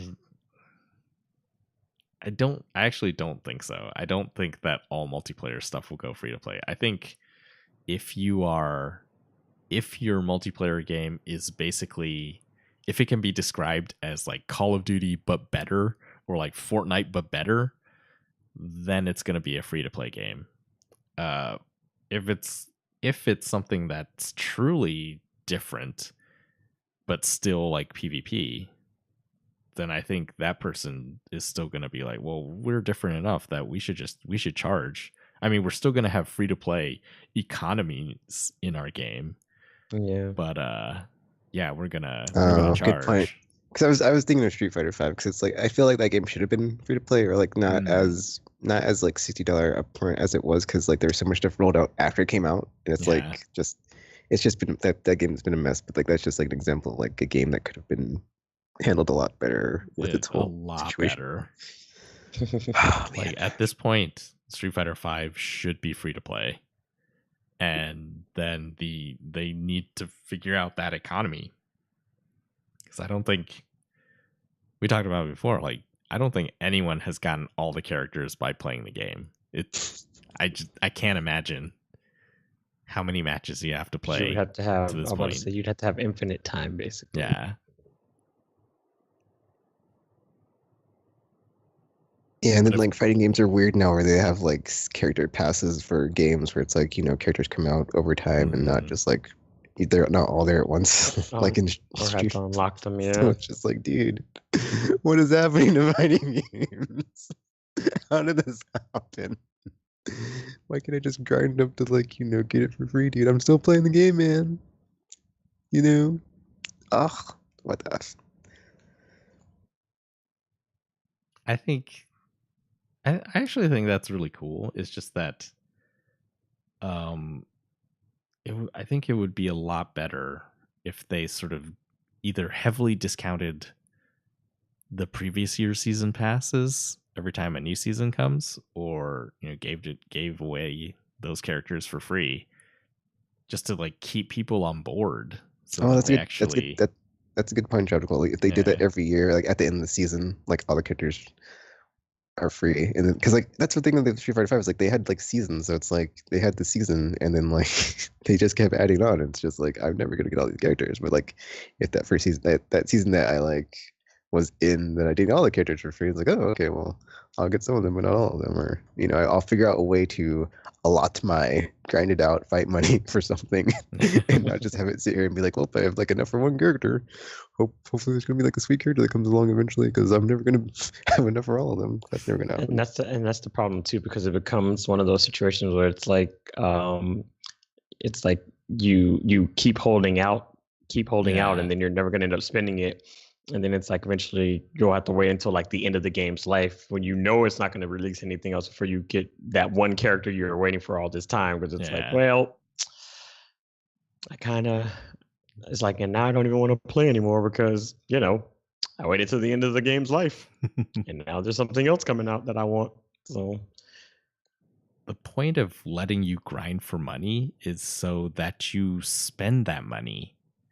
But the way they've set it up is like everything is too expensive. So you spent so much effort getting the money that nothing seems worth it. Like none of the things you can buy seem worth it. It's like, do I want to waste it on this? It's like, is this worth the past 3,000 hours of Street Fighter 5? Like, how much do I like this character? They do seem to be in a hard spot that's like hard to balance as far as like, well, not just Street Fighter and like fighting games, but like it seems like all the games that have any type of like free to play esque situation, because you have, at least in fighting games, it's like, since they are like in the competitive scene, introducing a new character messes up it doesn't mess up the balance, but like it changes the balance of like how does this character being introduced to the game interact with other people, change the tiers, and then since they're constantly balancing the game all the time anyway, it's like a constant shifting of sands all the time. That reminds me of Heroes of the Storm, and I don't know if they did this on purpose, but it was a weird situation where every time there was a new character, so the Heroes of the Storm, like you have to grind a certain amount of money to unlock new characters, and they cost the most when they first come out, and then like every time a new character came out, that character would always seem really overpowered. Like people would buy it and then be like, oh, this character's overpowered. But on the other hand, it's like, that's kind of what you want, right? You want to buy a character and be like, oh man, it's awesome. I'm winning all the games. Like I'm unstoppable. Yeah, it's worth it. Yeah. And it was like, did they do that on purpose? Just to make it, like everyone is satisfied when they buy their new character? Yeah, before they start nerfing it and balancing it like they're supposed to. And it's like, okay, now this plays normally. Like the whole character release day in Paragon, where we had to like,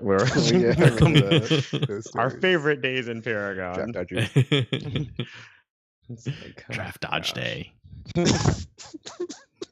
Gosh. Because everybody was in a race to play, and then it's like some characters worked, some characters people were just like nope, and then some people were like change your characters. I was like nope, and then it's like it's happening. They're accepting this. You're gonna watch me play Shimby, and you're gonna enjoy it. It was happening. games are crazy. Like, you truly can be from any discipline and work in games now, because you need everything. Like, this is like economics. Like, you need people who understand these things. Otherwise, yeah, you end up with like really broken game economies, and then you're not making probably as much money as you could be making. And both sides are having a poor experience. Like, it always come back to Street Fighter 5 for me. It's just like, I don't understand this in-game economy at all. Like, I can't spend any of this money. Not because there's nothing to spend it on. There definitely is, but it feels like those things aren't worth it. Like, I spent so much time to get this money. What's the new thing they did? It's like the special event game things where you have to pay some of your fight money to do it. Yeah, I think they're called events or challenges or something. Yeah, but like costume sets. Yeah, it's like 4,000 for the chance to fight the character and win one part of the thing that you need to get a costume. It's just like 4,000. I don't even know how long it would take to get that. And I'm, what I really want is characters, and those are 100,000. So I don't know if I can risk 4,000 here to maybe get this thing, or the other day. Because now you don't know. It's like, well, I think it was like 2,000. If you spent 2,000, you could win 2,500 if you win. And I was like, I mean, 500 is a lot, but do I chance it? Like, if I lose, then it's like, it says, oh, infinite tries, but I don't have infinite money. Yeah, I remember the first week that came out, and I tried the thing they had with like a really hard difficulty for a fight, and like all you wanted was a title, and I did it a couple of times. I was like, wait a minute. My fight money. Yeah, it's like then I do become that boxer character, and I am like, my fight money, as I'm just wasting it in like some stupid match that I don't need to win because I don't need the title. It's like, wait a minute, let's just step back here and not do this, because this is clearly a trap. I feel sorry for anybody that just like lost a bunch of fight money on those things. As it tends to happen, because you don't know until it's too late, and it's like, oh wait. So yeah, I think there's a lot of, I don't think the future is entirely free to play. I think there's a lot of different avenues. But yeah, if your game is similar but better, or like maybe even like too out there that you just need people to, you need to find a way to get people to try it, then maybe that's a free to play thing. But it's not, I don't think it's that easy. Like, free to play is like, okay, now you got the players. You still need to make money though. Yeah. So you still have to make it interesting enough that they want to spend their personal money to be like, okay, this makes sense to me to be doing what I'm doing right now. Because otherwise you're like, I'm not going to waste my money on whatever this is. Because I mean, what do I need it for? I don't need it to enjoy myself. So why am I doing it? So. Oh man. Yeah, we were talking about with cosmetics and like people wanting to show off to their friends, like, oh, look, this is my individuality. I remember thinking about myself in Paragon, like, it was more like, for me, it was like new underwear. Like, it was just for me. It was like, oh, I know I have it, and I'm happy that I have it. I don't really care what other people think about it. That makes me think of the when I got that best of the best banner in Mass Effect 3 multiplayer. I was like, yeah, Tekken knows. Maybe everybody else doesn't care. Tekken knows. Tekken will always know. No one can take this away from me. Petra's Farm remembers.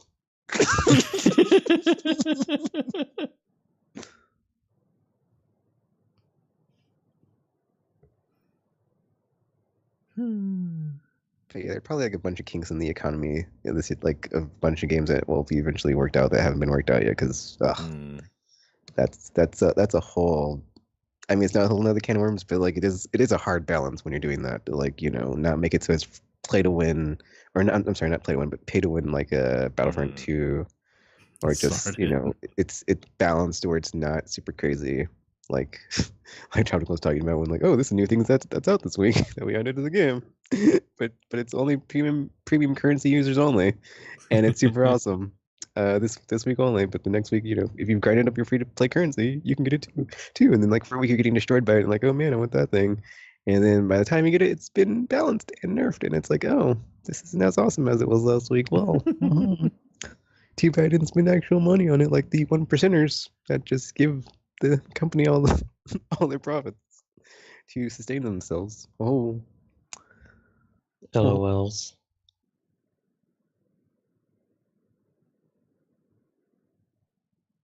Do we have anything else to add on this? Do you have any thoughts, RBG? I mean, I usually don't play these type of games, so for me, it's like whatever. It keeps people away from stuff I'm actually playing. So I'm like, I'm cool with this. I'm cool with this. So we have yet to find a new Paragon. But what if there's some we like have yet to find a new Paragon? Which one's what if there was some like free to play game that was like, well, we're not going to do PvP. We're going to be co-op, like Monster Hunter, and we're going to use dinosaurs instead. It'll be called Dinosaur Hunter, and then everybody goes and plays it, and there's like not very many people play Monster anymore. Then I guess I'll be playing Monster Hunter solo. Because yeah, reasons. Although that's Dauntless is coming to the console soon, so that's basically what that is. So. Oh yeah. Is it free to play? Yeah. Ooh. Experiment time.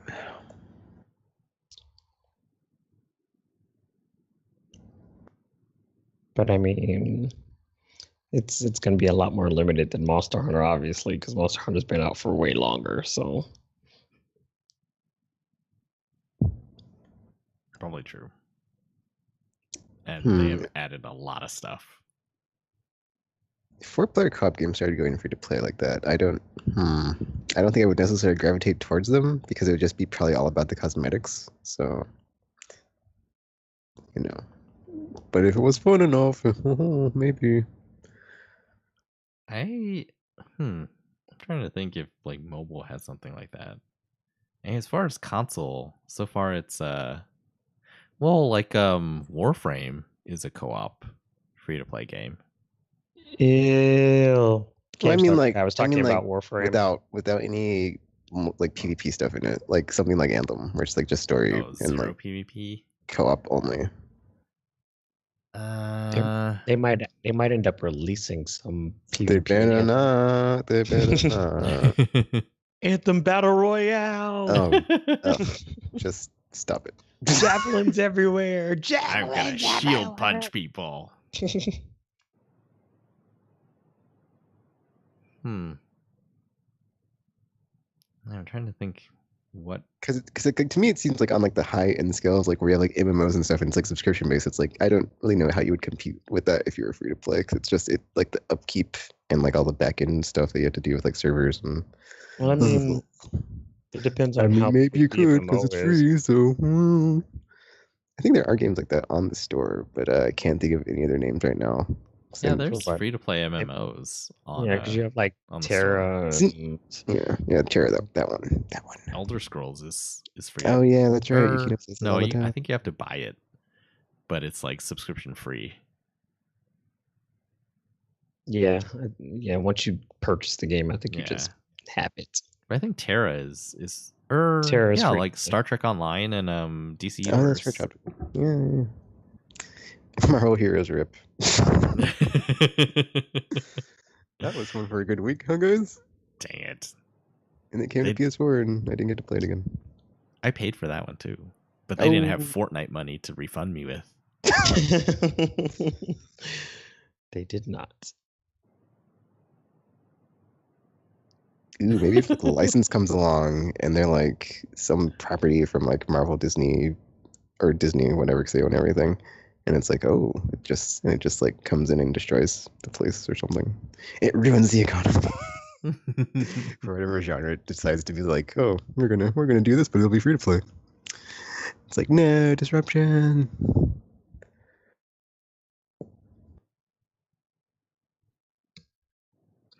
I don't know.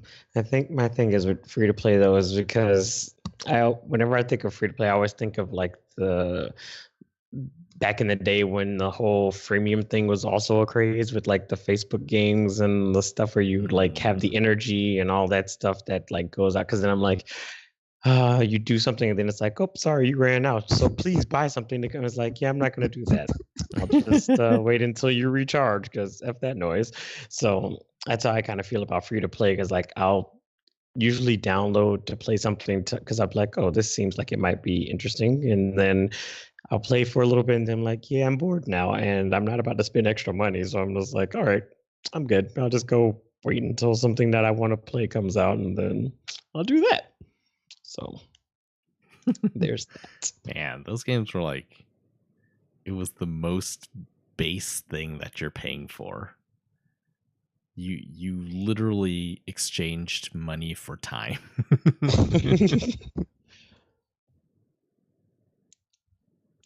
It was the worst I don't know thing. if those really I don't think those exist on consoles. Or no, wait, they do. There's that Pokemon game that has energy like that. And I think you can buy more energy. I can't remember what it's called. But it's also a mobile game. But it's on Switch as well. To my Pokemon Let's Go? That one that one like that? It's they're like sort of cube, like voxel Pokemon. Oh, I know what you're talking about, but I don't remember the name of it. Yeah. Either.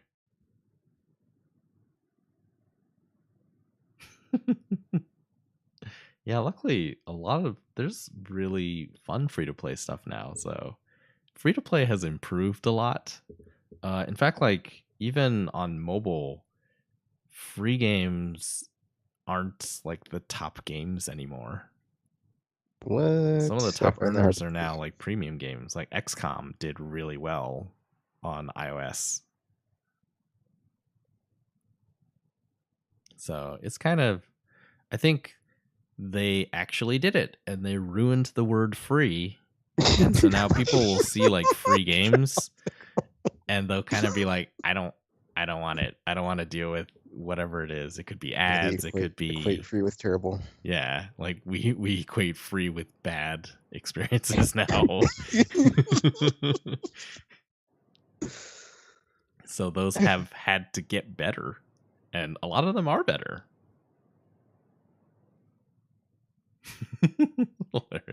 Like Fortnite is a very smooth free-to-play game. If you like the game, there's not really much that is like constantly pushing you. Oh, you need to buy this. Oh, you need to buy this. Oh, you need to buy this.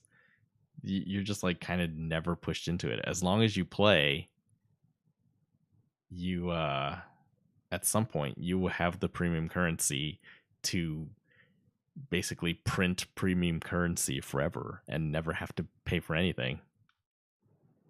Oh my. It's pretty. What if you're terrible at Fortnite though? I don't think it matters. I think as long as you play enough, you can always have it. You can always get the things for no money. That's how it's supposed to work. Working as intended. No. Interesting. Nice.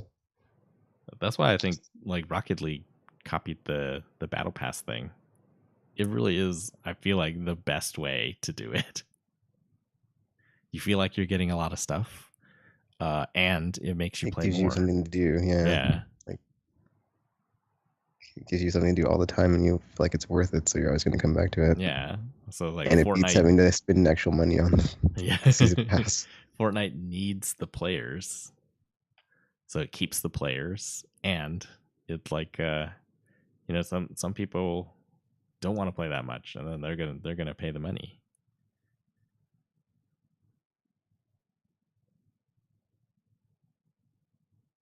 Shame on you people. Oh, so I have a question related to this. Are you okay that the 1% exists? That because if they didn't exist, then they wouldn't do this. So that's a bad side of it, I guess. But on the other hand, I'm fine with it because it's like that's their life, dude. That's how they want to spend their money that they either hard or easily earned. Or go ahead, man. Whatever. They kind of fund indirectly fund like these other projects. games that we do like. Yeah. Not Paragon, sadly. Is that a fact? Is that like true, or is that like just a thing people say? Because I feel like that might not be 100% true. Wait, the 1% thing or the it funds like the funds going back to like develop other stuff? Because like Epic hasn't made a game that was like actual game for like a while. I'm just saying, so it's like, and like they showed Paragon D3 on a Sony stage. It's like, oh, PS4, got it, and it's like. Could you come up with something to replace that? Because you kind of went back on it. I'm just saying. Oh, that's PSX actually. So I'm just saying you kind of owe us one. Epic, if you're out there listening, us Wait, but users. They've made other stuff, right? In the past, yeah, but like not since Fortnite blew up. I mean, I imagine. Like Tactical says, if they're seeing on this money, it's like I mean they made Epic Store too for them to like compete with Valve. So I'm sure we'll see a return on that investment sometime down the road. For me, I mean, they gave out refunds because of Fortnite money. They started paying. That's true. They did fund that. The like percentage that you paid for using Unreal Engine went down after, and I think that's because of Fortnite money. On the Epic Store too is probably because of that. So yeah, I guess it has indirectly benefited other things if it wasn't game development. So I guess. I mean, I can't think of. Well, probably if Battlefront's loot crates did any money, like that money went back into EA somewhere, and probably some of that money went into making other stuff. I think that's like an interesting juxtaposition of like last year just being so much backlash against loot boxes, but like free to play blowing up like it did with Fortnite, of like maybe developers looking at it and like how to implement microtransactions in like a non solicitory way where it's just like money, what's in the box, big money, spend, you can get the good and just like hopefully we will somehow benefit from lack of loot boxes because they're evil and get something better. Yeah. So Apex Legends does have loot boxes, but they list the percentage chance of getting that is like things. not any better. It's like, oh, well, there's an X% chance I might get this thing. And no duplicates, I don't think. Oh, well, no duplicates is like the way to go. Because I was about to say, so you claim it's like doesn't mean anything to Tegan because he's played Destiny, and it's like there's a over 0% chance I could get a lot of things in that game that I never got, or that I haven't got yet. So I'm just well, I guess Destiny 2 more likely because I've got everything in Destiny 1. So.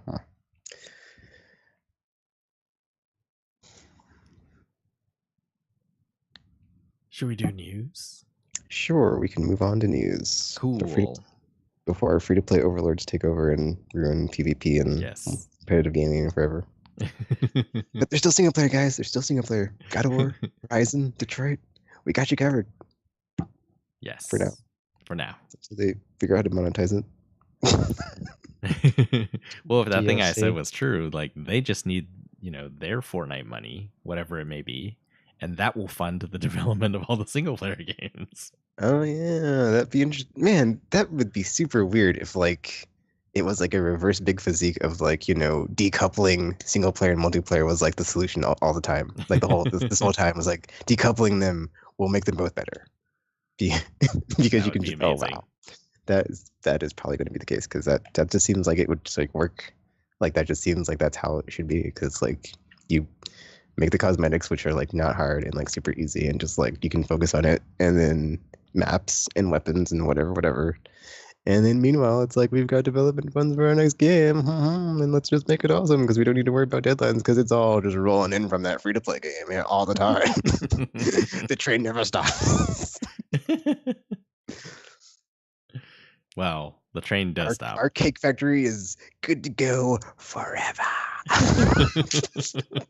The ideal scenario, yes. No, yeah, the train does stop, as we learned this week. Oh. At Activision yesterday had their earnings call, and it started with, "Oh, we had record earnings last year of that's so evil.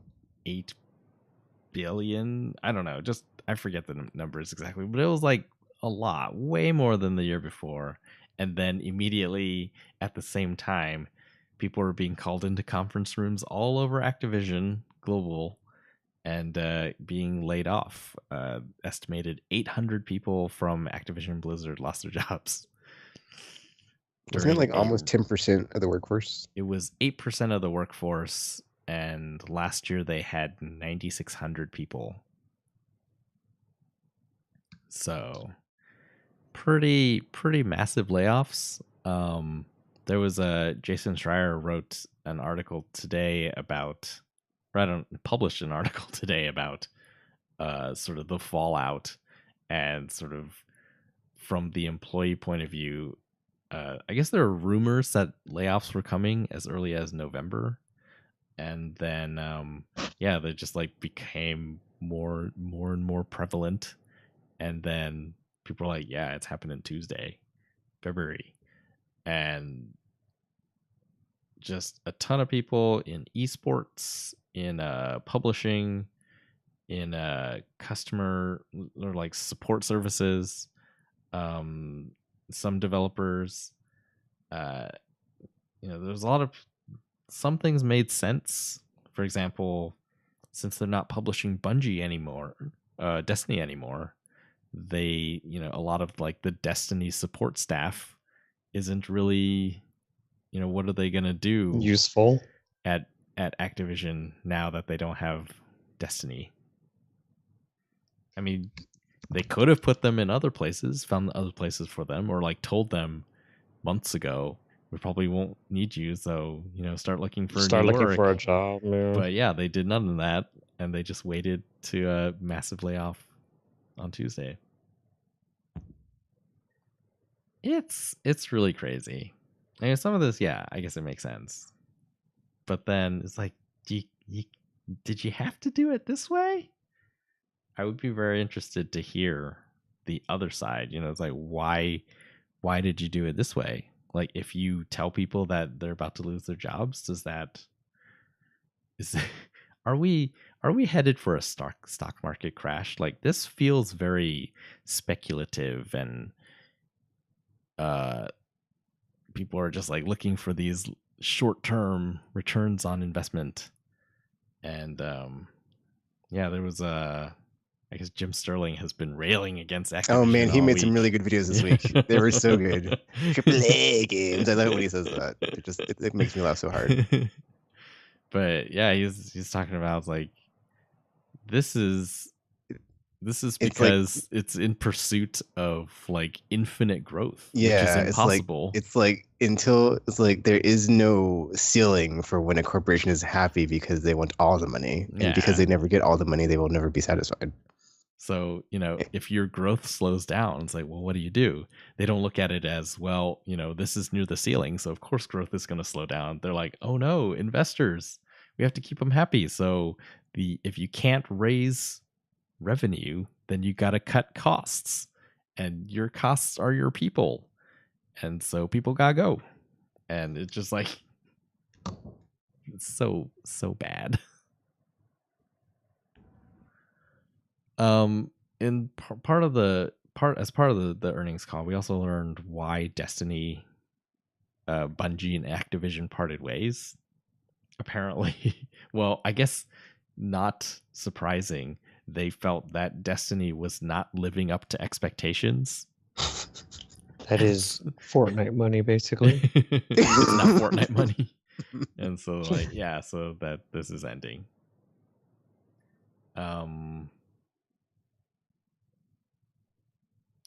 Yeah, sucky all around.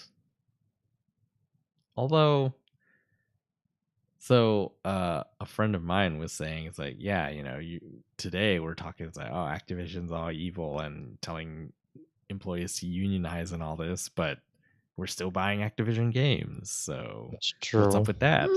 For me, it's like after Sekiro, I'm out. Like, there's nothing in the pipeline.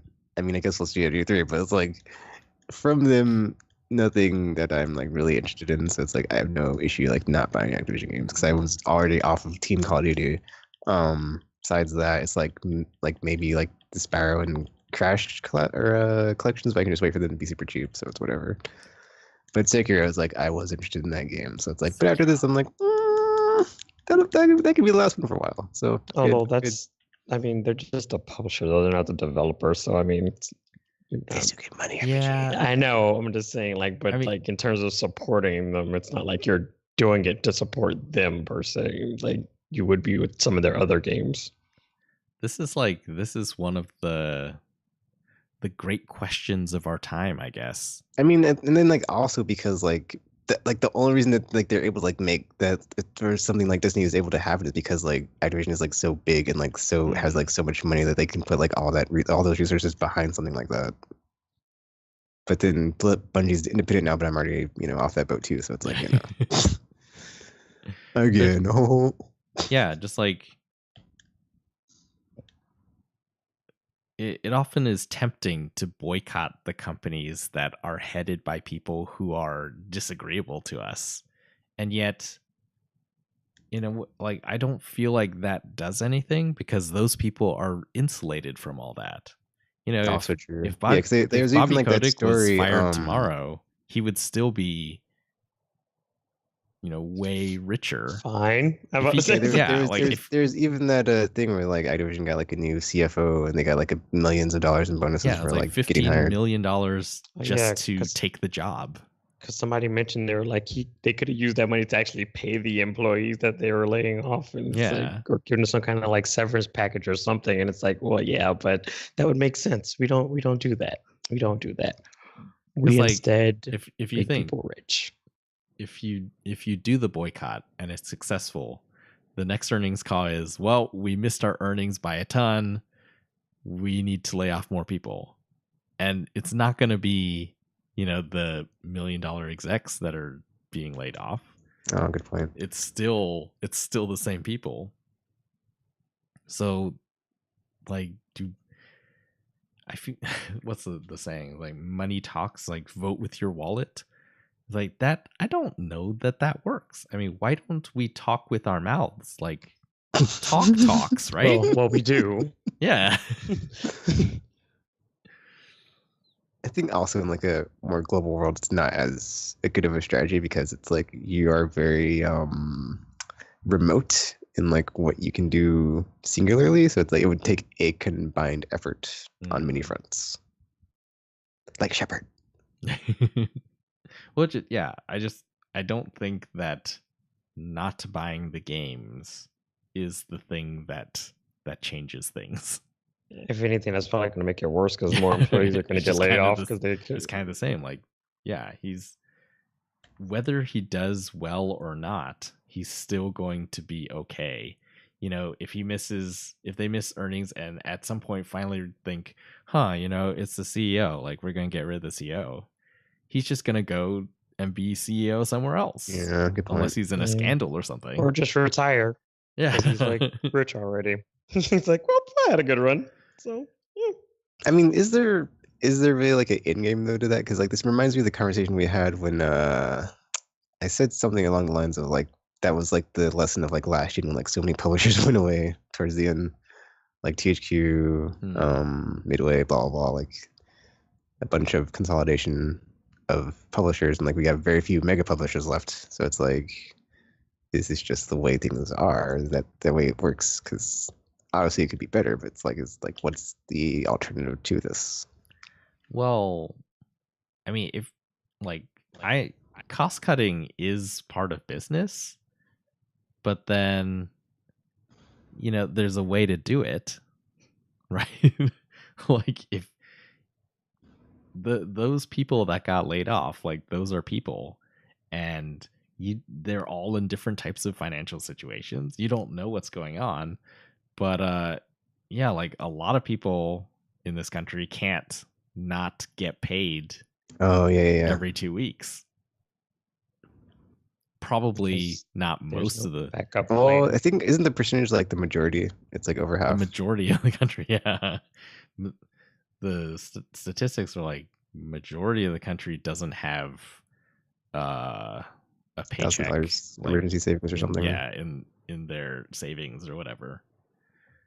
So, maybe a heads up, at least a heads up would have been something. Yeah, because at least they could have started looking or something and be Yeah. prepared to get into something faster. Because otherwise, it's like, well, now you have to start the whole job search. Because I mean, there's a good chance you can't just pick any job. Like you have to go based on your skills, and then you have to wait to see if you get called in for an interview, and then it might be multiple interviews, and then it's like then you have to wait for you actually to start. Then you have to actually wait for your paychecks to start coming in. So it's like it's not something that's like instantaneous. Like these things need to be already happening. Because like even in like my current job, for instance, my interview process is like basically a month and a half before I actually started that job. It's like no one can just wait around for that kind of time. And that's if you're lucky to find another job near you. Like if you're not lucky, then you got to move. That's not free. It is not. It is not. So many things can happen.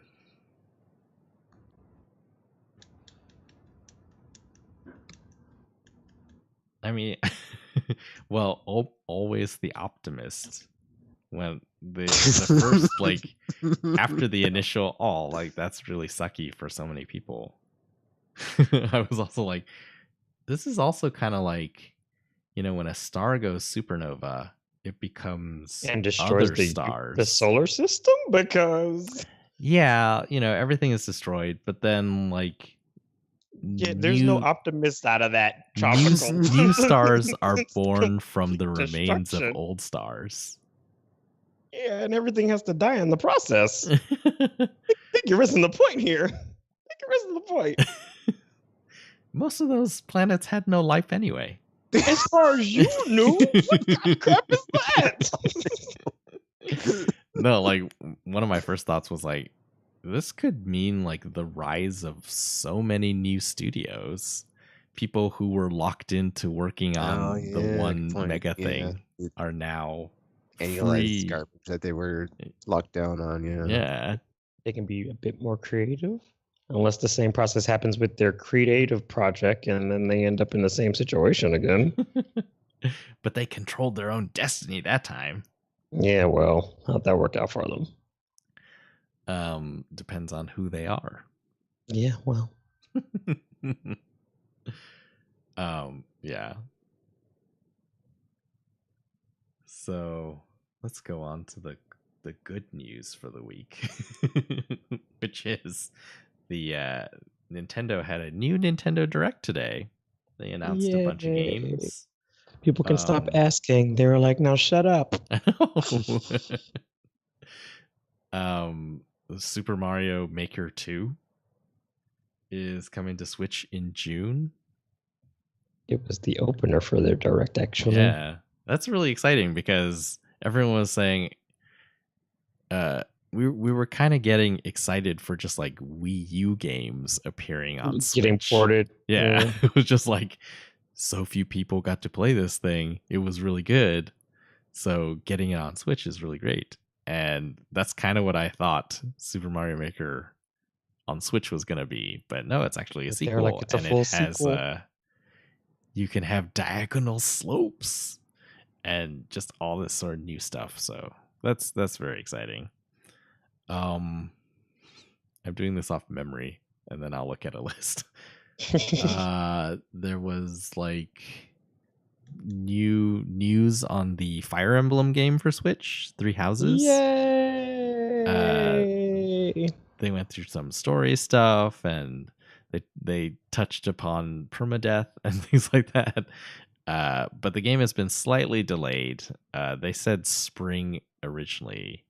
Which I didn't remember, so they could have gotten away with not telling me. July 26th.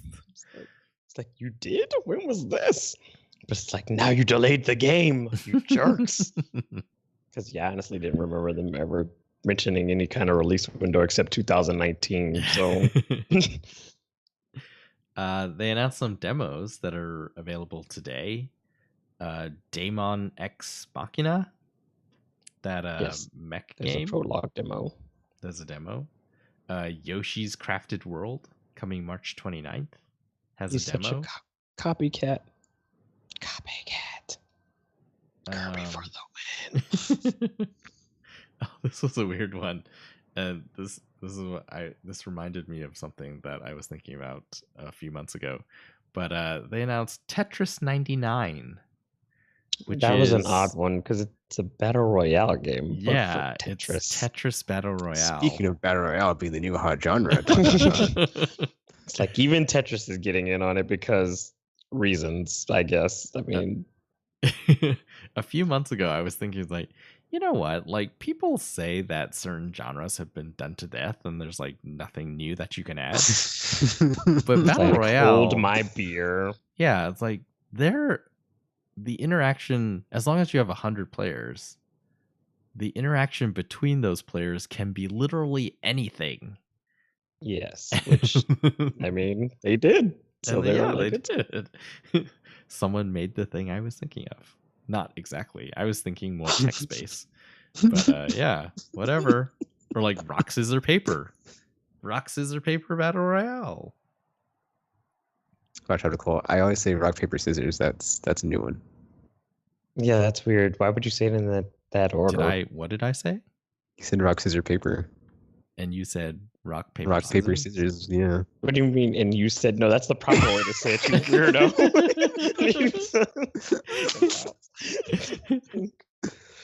In Chinese, it's like completely different from both of those, and that's the one I never knew that the game existed in English until like much later.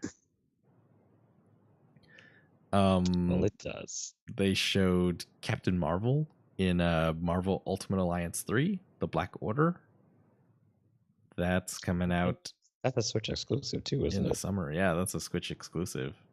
I'll believe it when it doesn't get ported. Well, I mean, it's exclusive for now. Then, if you want to call it either way, That's it's true. like they still have it. I do have one, so it's no big deal. But I'm just saying I'd rather play it on PS4. Better share button. Yeah. Well. Yes, me too. Some games, like there was something Astral Chain they announced. Oh yeah. It was like a that platinum game. Yeah, platinum game. I thought it was going to be another Xenoblade game the way it looked at first, and I was like, it is not. I did too, because I was like, this looks like it could be a Xeno something or other. So I was just waiting for the screen to come up, and it was like, oh no, it's Astral Chain. I was like, well, that's unexpected, and it's being developed by Platinum, so there's also that. Also that, indeed. So I guess since they're like, well, we're not doing Metroid, we'll do something else then, guys. Fine. There is a definitive edition of Dragon Quest XI coming out. I saw that. I was like, well, good thing I didn't buy the PS4 version. Oh. I'm not sure what's definitive of it because I haven't played the 11. Do you know? Well, based on what they showed, that 8-bit version thing was I think some of the stuff that they were adding was like the stuff that was in Japan that was exclusive to the 3DS version of the game. I think they added it as the as like kind of like a special for it kind of thing. So it's so like the whole being able to switch to the 8-bit mode, and the they have a few like special like I guess camera modes and stuff too. Mm-hmm. So just like the additional content stuff, and then like the 3DS stuff, they made it as their definitive edition, as like because it has everything now technically. So the PS4 stuff and the 3DS stuff. That's how they get you. That is how they get you, but I don't have a Switch, so they don't got me. They announced Final Fantasy IX is out today. Final Fantasy VII will be coming March Gross. 26th. They can keep that. There was like a Rune Factory Oh yeah, remaster, and then they a new also one. mentioned that Factory 5 is happening as well. There's new stuff for Starlink. Smash Brothers Ultimate is getting a version 3.0, but they didn't say anything about it. They showed that whatchamacallit dude from Persona, Joker. Oh, Joker. Yes. You never saw him coming. I guess, yeah, that's the first time they've shown the character. There was a bunch of games. Bloodstained, Ritual of the Night, coming out in the summer. Dragon Quest Builders 2, July 12th. Dead by Daylight. Deltarune, February 28th. Grid Autosport. Hellblade Senua's Sacrifice. Mortal Kombat 11, April 23rd. Unravel 2, March 22nd. Assassin's Creed 3 Remastered, May 21st. And Chocobo's Mystery Great Dungeon. choice, Ubisoft. Great Everybody. choice. I've heard amazing things about Assassin's Creed 3. He So didn't. amazing. He really made me didn't. never want to play it and finish it, the trilogy. So, you know, Because you could have just gone like nowhere but down from that one. I'm just saying, great job, guys. Because we've said horrible things about it. I've said horrible things about it. There was Also, the trailer, we saw what they showed looked horrible on the Switch. Yeah, it was weird. Like the grid, like it looked not as good as Man. Gran Turismo. I was like, you can tell this is not the platform you probably should be playing this on. I'm just saying, but you know, teach their own. They announced a Disney Tsum Tsum Festival. It looked like a party game coming to Switch, which includes the mobile game as well. I love party games Tsum Tsum. when there's Mario's and his amazing friends. There was something called Oninaki? Oh yeah, Something about the Lost Souls souls. game. Yeah. Which I'm surprised Square Enix is actually, using that factory to, make games. Yeah. like they claim they were. Way to not be liars this time, guys. Way to not be liars. And then the last thing they showed was Legend of Zelda Link's Awakening is getting remade for Switch. That was weird. It's like all you have to go off is like the Game Boy version. It's like this is very much not. No. Very it did far not from look the Game like Boy. it at all. Unrecognizable. I think that was kind of the point. Yeah. But the music. Because when they first started showing it, I was like, I don't know what this is. And then once I saw Link, I was like, I still don't know what this is, but I know it's a Zelda game. Like, so there's that. No way. But it was. But then they showed gameplay. I was like, this. I don't know how they interpret Game Boy into this, but whatever. Well, they obviously had to update it. I mean, it's like I'll just pretend that it is all the same thing, just way prettier and not black and white on a Game Boy without color or 3D shapes. I wonder how they did that. They built it from the ground up. It's like, we'll just say we used Awakening. It's actually its own thing we made, because it would have been on the Wii, but you know how that went. If you knew the plans we scrapped to bring to Switch from the Wii, if you only knew. Yes, we do. But no, yeah, I like that one a lot. I never played it. I have never played it either, but a lot of people say it's really good. What? Oh. It's on the Game Boy. I never had a Game Boy. Oh. I had a Game Boy. I just didn't play it. It was my favorite one. And I remember plugging my Game Boy into, it was like the OG Game Boy, into a stereo so I could use the speakers on the stereo to listen to the game. It's so good. You sound like a crazy person. Sometimes.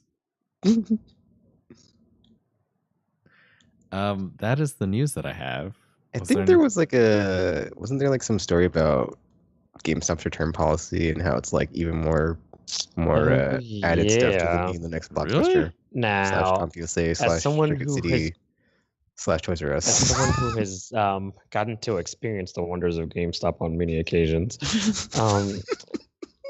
I can confirm now that they did in fact change their return policy, because it's like a paragraph printed on your receipt now to let you know that you have a certain time. Well, for pre-orders, you can only cancel within a certain amount of time, and they'll only give you store credit for it if you do so. What? And you will not get your money y'all. back. But yeah, apparently they've made some changes. I guess this is kind of like the strong arm people into actually picking up their pre-orders. Or it was weird, dude, because like I saw this and I was like, I have never ever in my many years of patronaging there not picked up a pre-order. Well, not picked it up in a certain amount of time. I think I might have canceled like maybe like one or two, but I've never like not picked it up. Just yes, and if you don't pick it up, forgot about that. Only keep it for a certain. They only keep. Well, you'll lose the actual game pre-order itself, but they'll only keep the money for a certain amount of time, and that turns into store credit as well. So you won't get that money back. So, enjoy. Yes, while you can, because like we said, they're going on the way out. So we'll see. Should we start taking bets? Do they make it out this year? I say they make it out this year for sure. Yeah. Next generation. They need to sell. They need to find something else to sell. Yeah, because at the way they're doing now, they're not gonna. Because too many other places sell games in some way, shape, or form now, and same thing with their Think Geek stuff. So it's like, if they don't, and it's going to be hard to find something that maybe that could be our next weekly sell. segment. How to save GameStop? Do we know how to save it? What if we just don't? Not let it die. What if we just don't save it? Like, what if we just let it die? Someone asked the question: if GameStop died, would you be sad? And my first reaction was like, yes. But then they added to the question saying, it's like, if GameStop dies, then there's this void that needs to be filled, and it may be filled with like Amazon better stuff. I was like, oh, so you're saying not that GameStop dies means the end of game stores, it just means the end of GameStop and possibly better game stores. So yeah, I was like, oh, in that case, maybe I'm not sad. It's like, maybe they should die. Maybe we should just take them back and shoot them now ourselves. Grab the shotgun, old yellow.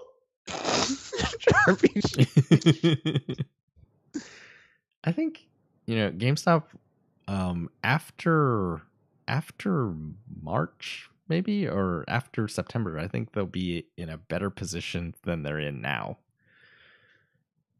as far competitively, because Best Buy ended their games program, Gamers Club Unlimited. So price-wise, they won't have the advantage anymore. Amazon, I think GameStop and Amazon are still kind of doing the same thing. Like Amazon occasionally does you get $10 for a pre-order or whatever. And GameStop, surprisingly, was actually doing that on some of the games.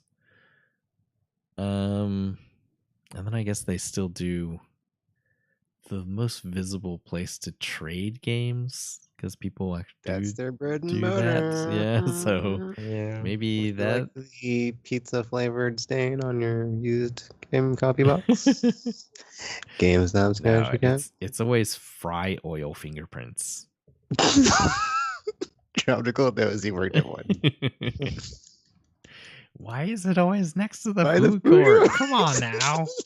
They are always next to the food court, unless they're like a standalone store. Get those people where they're gonna go to the nearest resource. That's so not only are they greasy and smell bad, but they're touching all your stuff. So it's pleasant. The smell in GameStop is pleasant. Man, now I'm like curious if that's like a corporate strategy. It's like there's like some meeting in some building, and they're like, malls, when we put our stores in, always next to the food court. Oh yeah. I think everything that GameStop does is like the cheapest possible. So like Best Buy, right? They buy security cases to put their games in. And GameStop is like, well, we need something on the shelf, but it might get stolen if there's a game in it. So we'll just take all the games out of the cases and put empty cases on the shelf. And then if that's the last one, then we'll just point at the sticker and say it's new.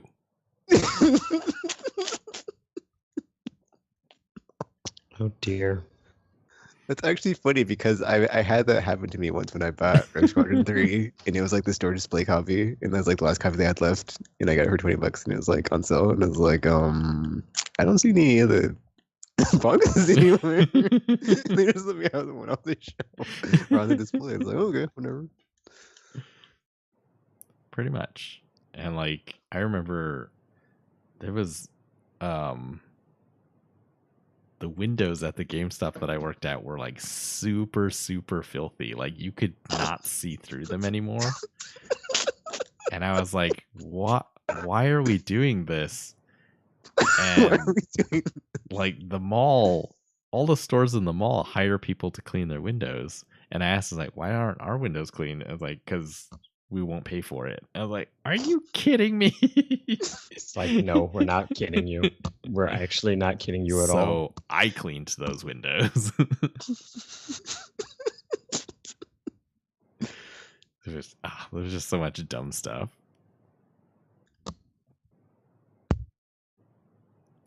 But yeah, like price wise, no one has an edge anymore. And then this is the time of like geek stuff. There's just a lot more geek stuff Oh now. man, Tropical, like I could imagine something better coming along that had like games and nerddom in it. A geek emporium, if you will, and just games and that stuff that they sell from their Jinx acquisition. But I wouldn't go there because I don't shop in stores, so sorry. They need. I would turn them into destination spots, so you don't go there to shop because you have the internet for that. Actually. You go there because you want to go like there. A barcade without the bar. Yeah, kind of. Although you should get a bar. I mean, they already have a bunch of used games and consoles in them. Just saying, it'd be a cool place to hang out. But they should get the bar because that's how you make the money.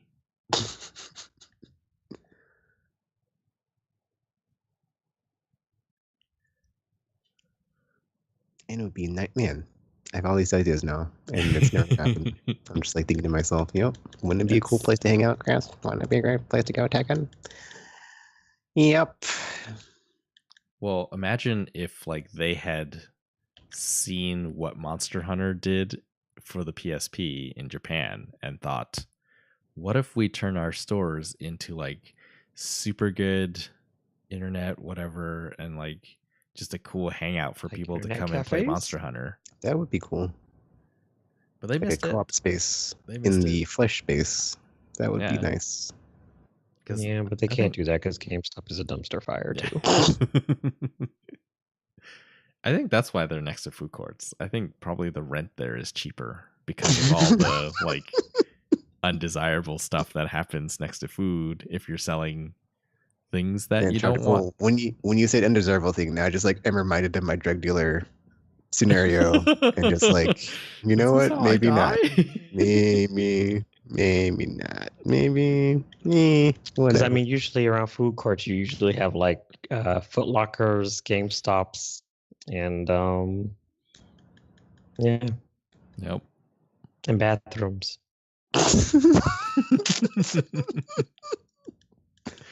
You can always tell which GameStops used to be EBs because they're not next to the food court, and they're like on the opposites. Yeah, they're like nicer and larger oftentimes too. And the employees aren't always terrible unless they all got laid off. Well, at this point, you can't tell. They're all like GameStop people now. Yeah, I'm about to say. I mean, like back when the murder first happened. Yeah. Oh, back in the day, it was really easy to tell. It's like, well, this store is just like nicer. Because like I remember when my EB back when I was like in college had turned into a GameStop, and I was like, "Ew, why are you guys GameStop?" And they're like, "Yeah, we got bought." But I mean, the people that's we used to work at the EB still work there, so it's like they weren't horrible people. So I was like, okay, I guess this is fine because I used to avoid GameStop like the plague, but you'll see how that turned now out. we get to hear stories about it all the time. Now you get to hear the stories about it. Yes. About how much I love GameStop because so it turns out he's a Storm user. Has no idea what he's doing with them because that's what only terrible people do. He's terrible. He's like, but you get to create all these. I was like, listen. Anything you're about to tell me is going to be bad. So just don't waste your time. Don't waste your time. You were doing fine earlier, but then you went and ruined it. So we're done here. We're done.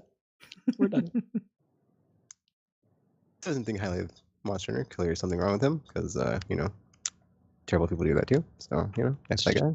F him in the B. In the B, with the car.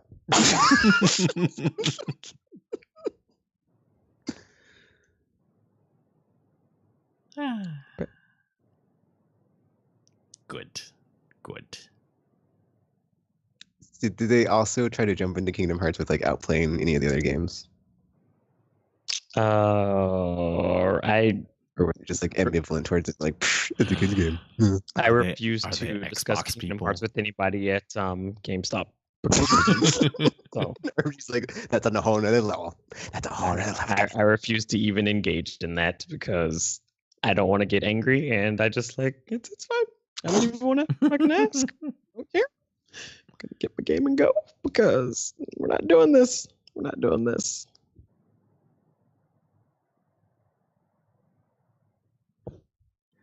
All right. With that, check us out at aimlesspodcast.com. Find us on Twitch and YouTube and Twitter and Facebook because we do have those things. Yeah. Anything to say before you sign off, RPG?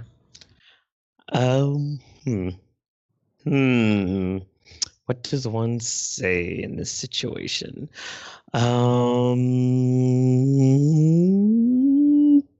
Pineapples.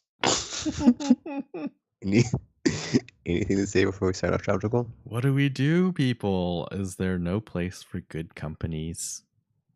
We should abolish capitalism. That's what we do, Tropical. Yes. What are you, a communist? What's going on? Let the past die. Kill it if you have to. So yeah, with that, Aimless Babble Z. And we're now signing off. So until you see or hear from us again, wow, I just said that wrong. Whatever. You did get it together. Aimless Babble Z. And we're out.